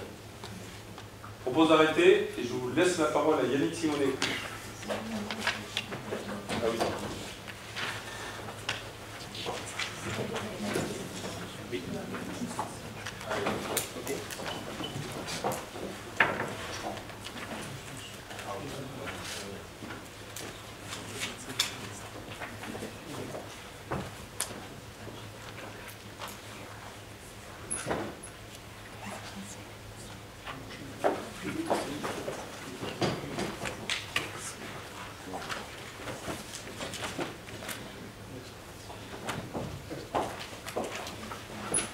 Bonjour à toutes et à tous, donc je me présente Yannick Simonet, SIMENT. Donc je suis sous-directeur à la centrale de Cattenom depuis 2 ans et demi maintenant et je m'occupe effectivement des activités du grand carénage. Donc tous les investissements liés notamment au 3e visite décennale, les investissements qu'on met en œuvre pour prolonger la durée de vie de nos réacteurs. Je vais vous faire un petit zoom sur le grand carénage et notamment sur les activités qui vont nous concerner sur le grand carénage en 2018.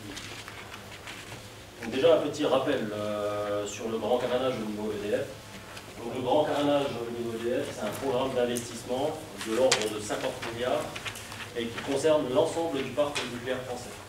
Donc la volonté d'EDF, c'est d'investir dans les centrales existantes de manière à renforcer le niveau de sûreté, de manière à prendre en compte aussi le retour d'expérience internationale sur l'ensemble des centrales dans le monde, de manière à encore augmenter le niveau de sûreté et de sécurité. Et l'objectif final, c'est de prolonger la durée de vie des centrales nucléaires existantes au-delà de 40 ans. Alors on nous pose souvent la question, est-ce que c'est 40 ans, est-ce que c'est 50 ans, est-ce que c'est 60 ans? En tout cas, le programme d'investissement qui est mis en œuvre est là pour aller à minima jusqu'à 60 ans. Pour certaines centrales, ça sera peut-être 50 ans, mais pour le palier 1300, on a l'objectif d'aller jusqu'à 60 ans. Vous voyez également que c'est dans ce programme-là qu'on prend en compte les investissements liés à la catastrophe de Fukushima. Donc on a pris en compte le retour d'expérience de manière très rapide. Et le programme Grand Carénage intègre donc ces modifications qui permettent de prendre en compte le retour d'expérience de la catastrophe. Donc le grand carénage, c'est quoi? C'est pas que des investissements sur du matériel, c'est pas que des investissements techniques, hein, Thierry en a déjà parlé. On va investir également sur les femmes et les hommes qui travaillent dans une centrale nucléaire. C'est pour ça que vous voyez, on a investi dans un campus de formation, on a investi dans un nouveau chantier école. Donc le chantier école, ça permet de reproduire l'environnement nucléaire et de faire travailler les salariés dans un environnement où ils sont observés, comme vous avez vu tout à l'heure derrière la vitre sans fin, de manière à reproduire les gestes du quotidien, mais également les gestes en situation incidentelle et accidentelle. On va également investir sur un nouveau centre local de crise, un centre modernisé qui va permettre de gérer la crise. Donc on en a déjà un, on va investir sur de nouveaux centres locaux de crise sur les CFE. On investit également sur des villages prestataires, donc dans l'accueil des prestataires sur le site, de manière à ce qu'ils aient plus de place, de bureaux pour travailler sur le site. Et après, effectivement, on va investir dans du matériel, forcément. Donc, on va investir dans une nouvelle salle de commande, que vous voyez ici. Donc cette nouvelle salle de commande, elle a été à la fois déjà implémentée sur le réacteur numéro 1, et elle a été construite au niveau du bâtiment formation. Donc on a actuellement 2 simulateurs pleine échelle. Les simulateurs pleine échelle, ça veut dire qu'on reproduit exactement une salle de commande en grandeur nature dans un bâtiment de formation. Donc pourquoi on en a 2 ? Tout simplement, on a l'ancienne salle de commande, qui concerne encore les réacteurs numéro 2, 3 et 4, et on a la nouvelle salle de commande qui a déjà été installée sur le réacteur numéro 1, qui est reproduite dans le campus de formation. Donc cette salle de commande, on la modernise, c'est-à-dire qu'on va passer de la technologie analogique, qui était une technologie des années 70-80, à une technologie numérique. C'est-à-dire que l'ensemble de la salle de commande est passé à une technologie numérique, et les systèmes qui gèrent la salle de commande et qui gèrent la surveillance du réacteur sont également passés en numérique. Ça, c'est une des grosses modifications qu'on met en œuvre de manière à passer aux technologies actuelles. Ensuite, on va rénover ce qu'on appelle des gros composants. Donc, on va rénover les générateurs de vapeur. Ce n'est pas encore le cas à Cattenom, mais ça le sera dans les années à venir. On remplacera un ou plusieurs générateurs de vapeur de manière à les changer et à ce qu'ils produisent encore pour les 30 ans. En salle des machines, on va faire également de grosses modifications. On va rénover la turbine ou l'alternateur. On va rénover le condenseur. Donc le condenseur, ça sert à transférer l'énergie entre la turbine et l'eau de Moselle qui permet de venir refroidir la vapeur. Donc ce condenseur, il a été déjà rénové sur la quasi-totalité des réacteurs de Cattenom. On va également remplacer le transformateur principal. Donc le transformateur principal, c'est l'élément qui permet d'évacuer l'électricité dans le réseau électrique français. Vous voyez qu'on remplace quand même des gros composants, qui sont arrivés à effectivement une trentaine d'années d'existence et qu'il convient de remplacer de manière préventive avant qu'on arrive à la place.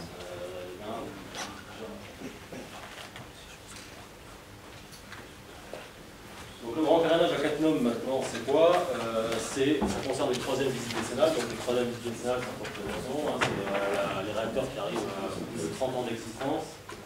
Donc la première visite décennale du réacteur numéro 1 a eu lieu en 2016 et la dernière visite décennale du réacteur numéro 4 aura lieu en 2023. Donc la période de grand carénage pour Cattenom se situe environ entre 2016 et 2023. Donc cette année, on aura la visite décennale sur le réacteur numéro 2 et la visite décennale du réacteur numéro 3 aura lieu en 2021. Donc le grand carénage concerne également l'intégration des modifications post-Fukushima, donc la prise en compte du retour d'expérience de la catastrophe de Fukushima. Donc, Thierry en a déjà parlé avec des ailes d'ultime secours, je ne vais pas y revenir. Par contre, il y a également d'autres retours d'expérience qu'on a pris en compte sur la catastrophe de Fukushima, c'est par exemple tout ce qui concerne le renforcement dans le domaine du séisme. Le renforcement dans le domaine du séisme, ça consiste en quoi? Ça consiste à rajouter des ancrages sur des tuyauteries existantes. Ça consiste à aller vérifier des ancrages existants.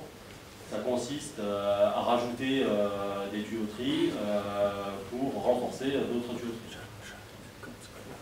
On va également se protéger contre l'inondation. Vous voyez, là, on fait tout de suite le rapprochement avec la catastrophe de Fukushima, qui est lieu avec un tsunami, donc à la fois un séisme et une inondation. On n'est pas dans le même... Oui.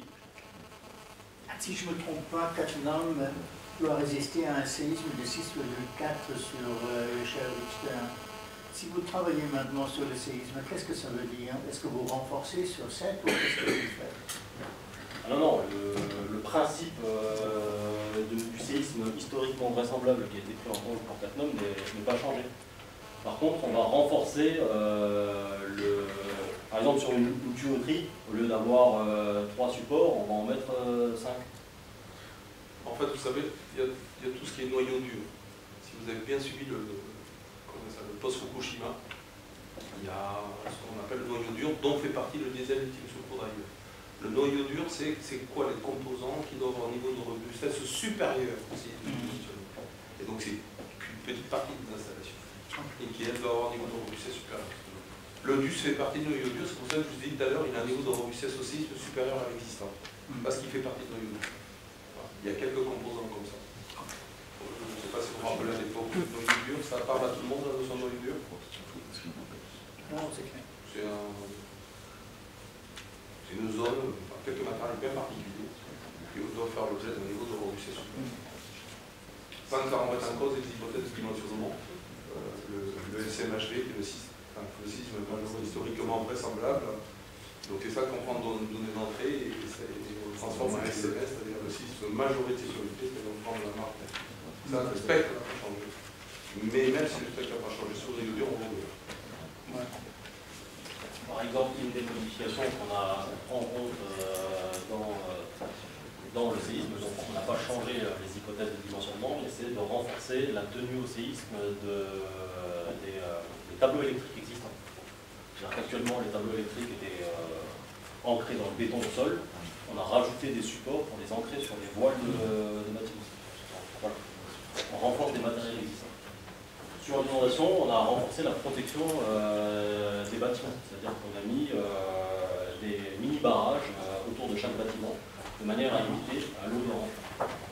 Alors nous, on ne craint pas trop une inondation de la Moselle, parce qu'on est beaucoup plus haut que la Moselle. Par contre, ces mini-barrages ont été mis en place suite à l'analyse de fortes pluies, des pluies qui dureraient pendant plusieurs semaines.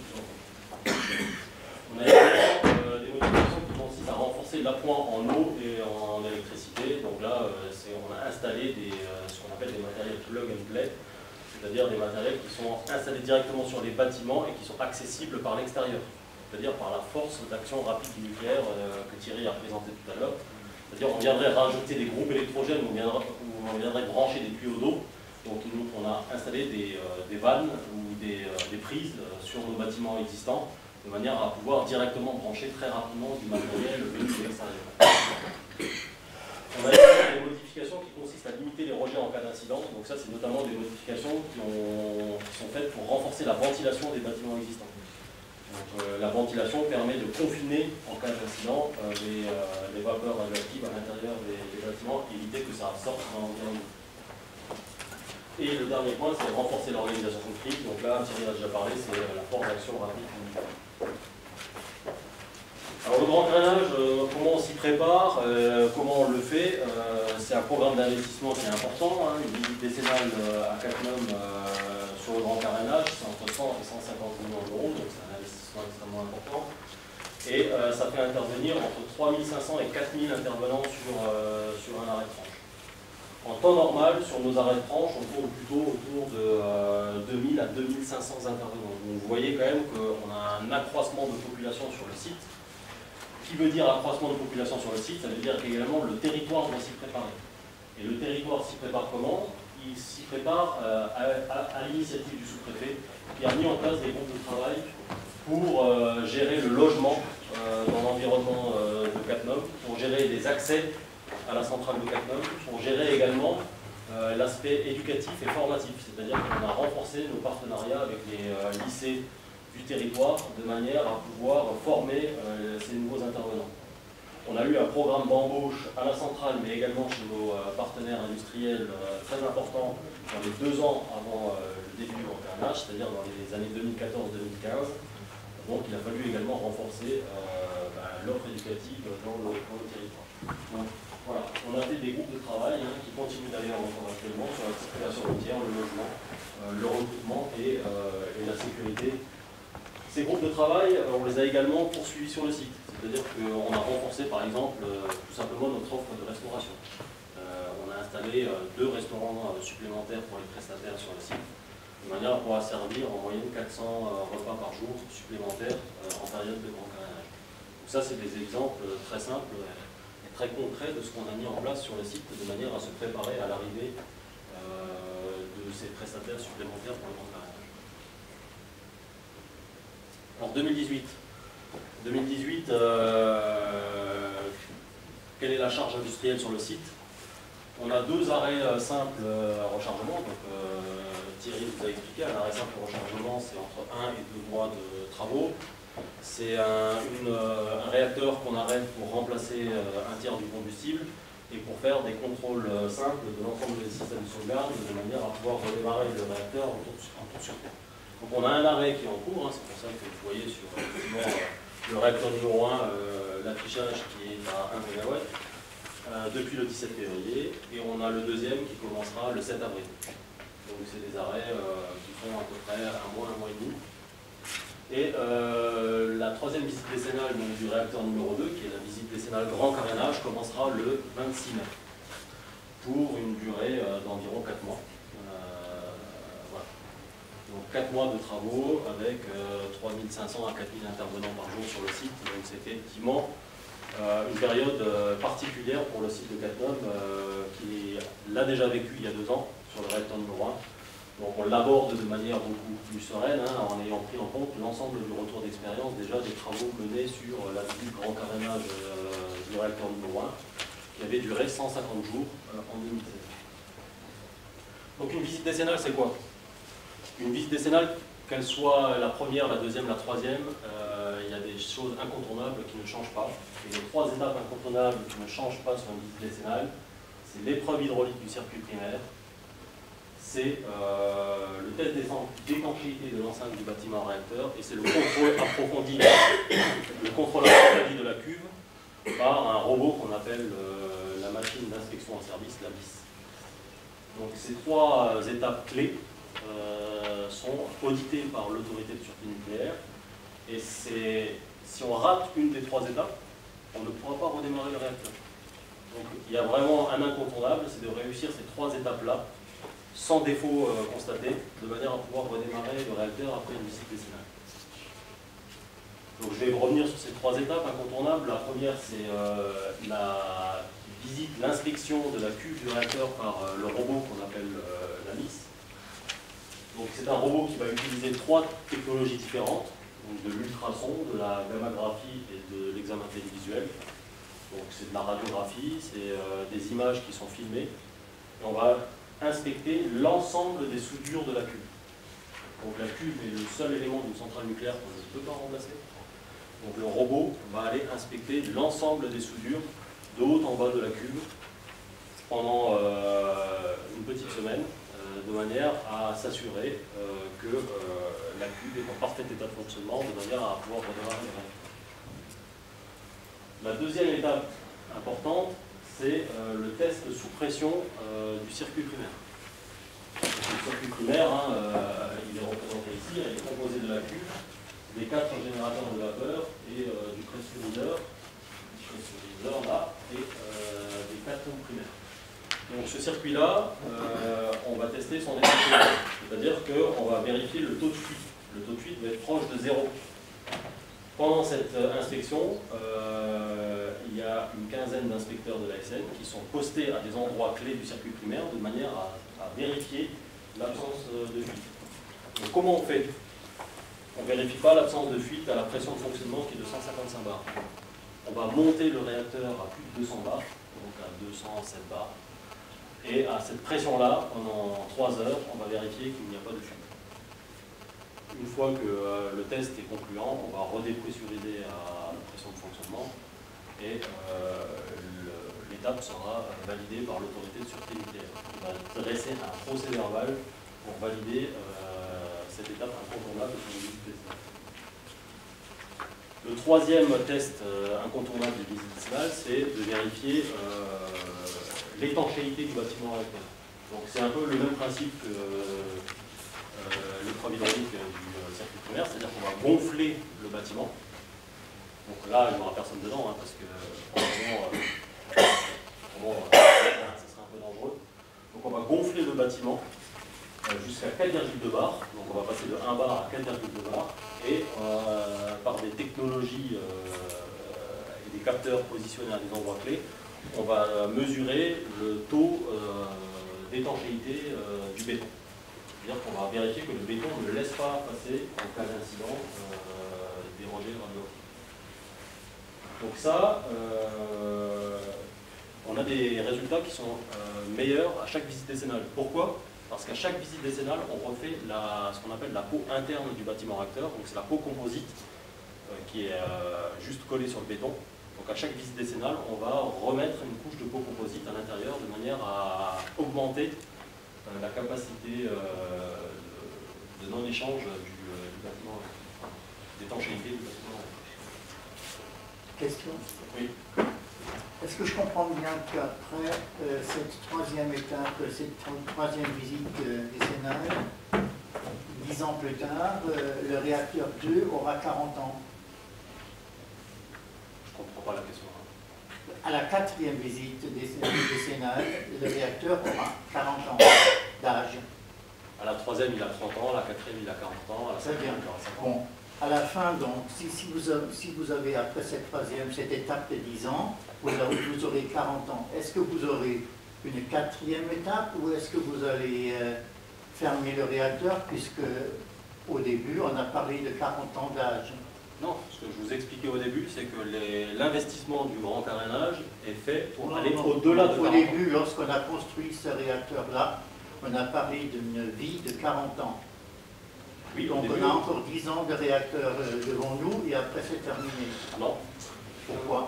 Non, à chaque visite. Alors, c'est important la question.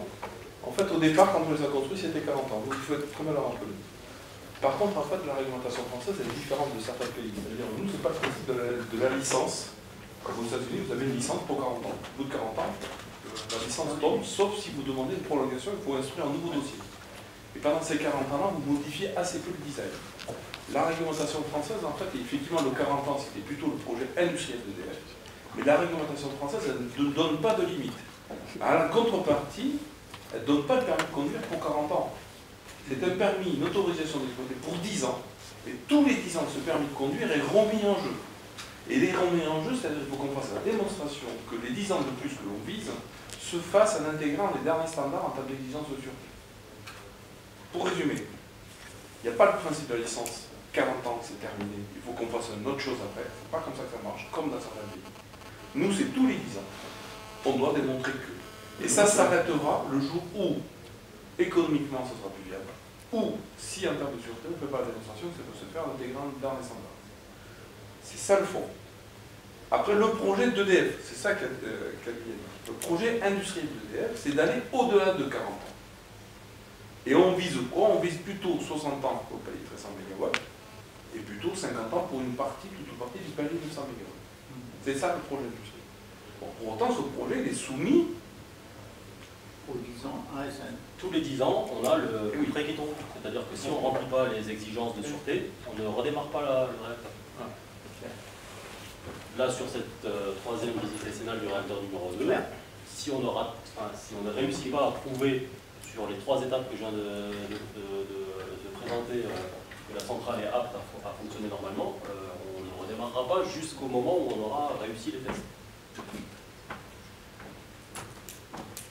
Combiné à ces 3 étapes incontournables, qu'on fait donc à chaque visite décennale depuis le début du réacteur, on intègre les derniers standards de sûreté. Donc là, vous voyez, c'est ça aussi la spécificité du grand carénage, c'est qu'on implémente un niveau de modification qui est extrêmement important. 150 modifications seront implémentées sur ce réacteur numéro 2 durant les 4 mois de travaux. À titre de comparaison, sur une visite décennale numéro 2, le volume de modification est plutôt de l'ordre de 60 à 80. Donc vous voyez qu'on a doublé quasiment le nombre de modifications. c'est aussi en partie lié à la catastrophe de Fukushima qui a nécessité de prendre en compte un certain nombre de retours d'expérience et de modifications. Donc l'objectif de ces modifications, c'est bien de rénover, mais surtout de moderniser l'installation de manière à mettre en place les derniers matériels les plus exigeants et les plus en rapport avec les nouvelles technologies.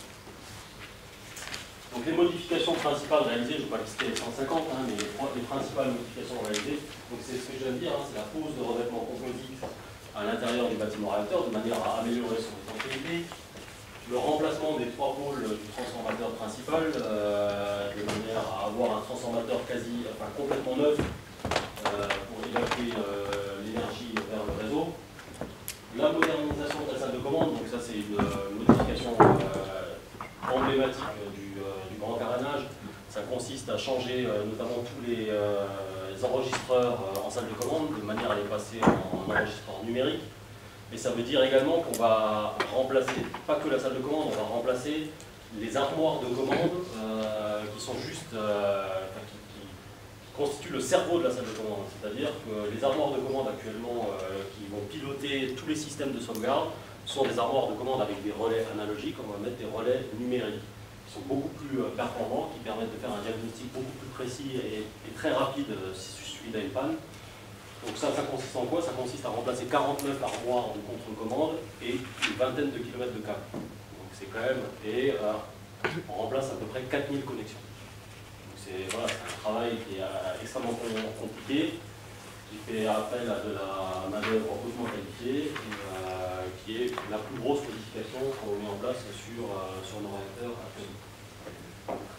On a d'autres modifications, on va remplacer des vis qui sont situées en bas de la cuve et qui soutiennent les éléments combustibles. Donc c'est des vis qui ont dû passer 30 ans de fonctionnement, donc on va les remplacer. On va augmenter les marges de sûreté pour faire face aux périodes de grand chaud.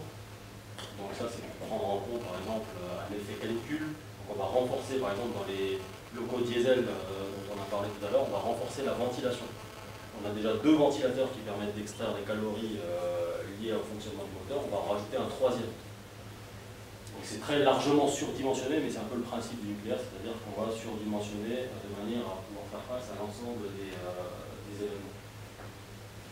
Et je l'ai dit, on va renforcer un certain nombre de matériel dans les standards du séisme pris en compte à la conception, mais on va renforcer des matériels qui n'ont pas encore été renforcés depuis 30 ans. Par exemple l'exemple de l'ensemble des tableaux électriques qui fait l'objet d'ancrage supplémentaires, non plus en haut et en bas, mais à droite et à gauche, c'est-à-dire sur les voiles de bâtiment. Donc voilà pour la présentation de ce qui nous attend en 2018 sur CatNom, donc avec cette visite grand carnage sur le réacteur numéro 2. Juste, vous parlez de 3000 intervenants pour la visite décennale sur la tranche 2. En proportion, ça représente combien d'intervenants internes, combien de prestataires et du coup, par rapport aux prestataires permanents, combien de prestataires sont supplémentaires là, à partir de mai? Alors, pour donner quelques chiffres sur une visite d'un grand carénage, donc je l'ai dit, c'est 4 mois de travaux, c'est à peu près 18 000 activités planifiées dans le projet qui est construit maintenant depuis 2 ans. Donc on a une équipe projet qui travaille depuis 2 ans sur la construction du planning. C'est 3500 à 4000 intervenants. Par rapport à un arrêt normal, c'est 2000 intervenants prestataires de plus. Donc c'est 2000 personnes qui pendant 4 mois vont venir travailler ici, qui viennent de partout en France. Partout en France, et dans ces 2000, il y a à peu près un tiers qui sont directement issus du tissu industriel local.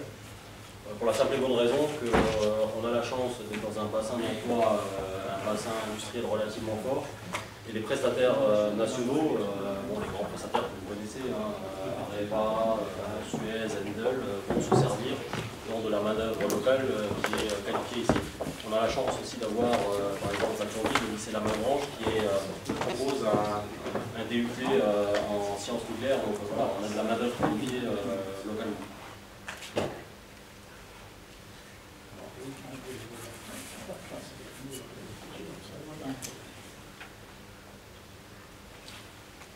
Canon, le grand carnage, là, je n'ai pas retenu les chiffres. Quel chiffre? Les travaux du grand carnage général, c'était plus.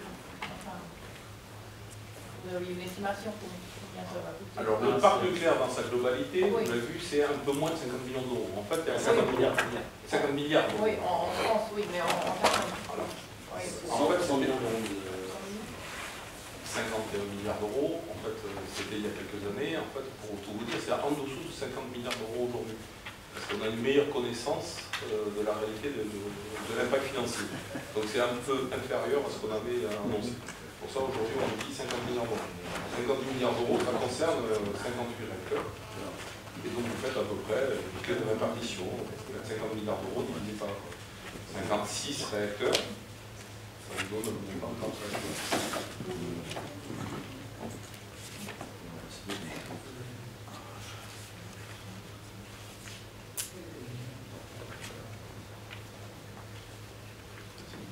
Il n'y a plus de questions? Merci. Merci à vous.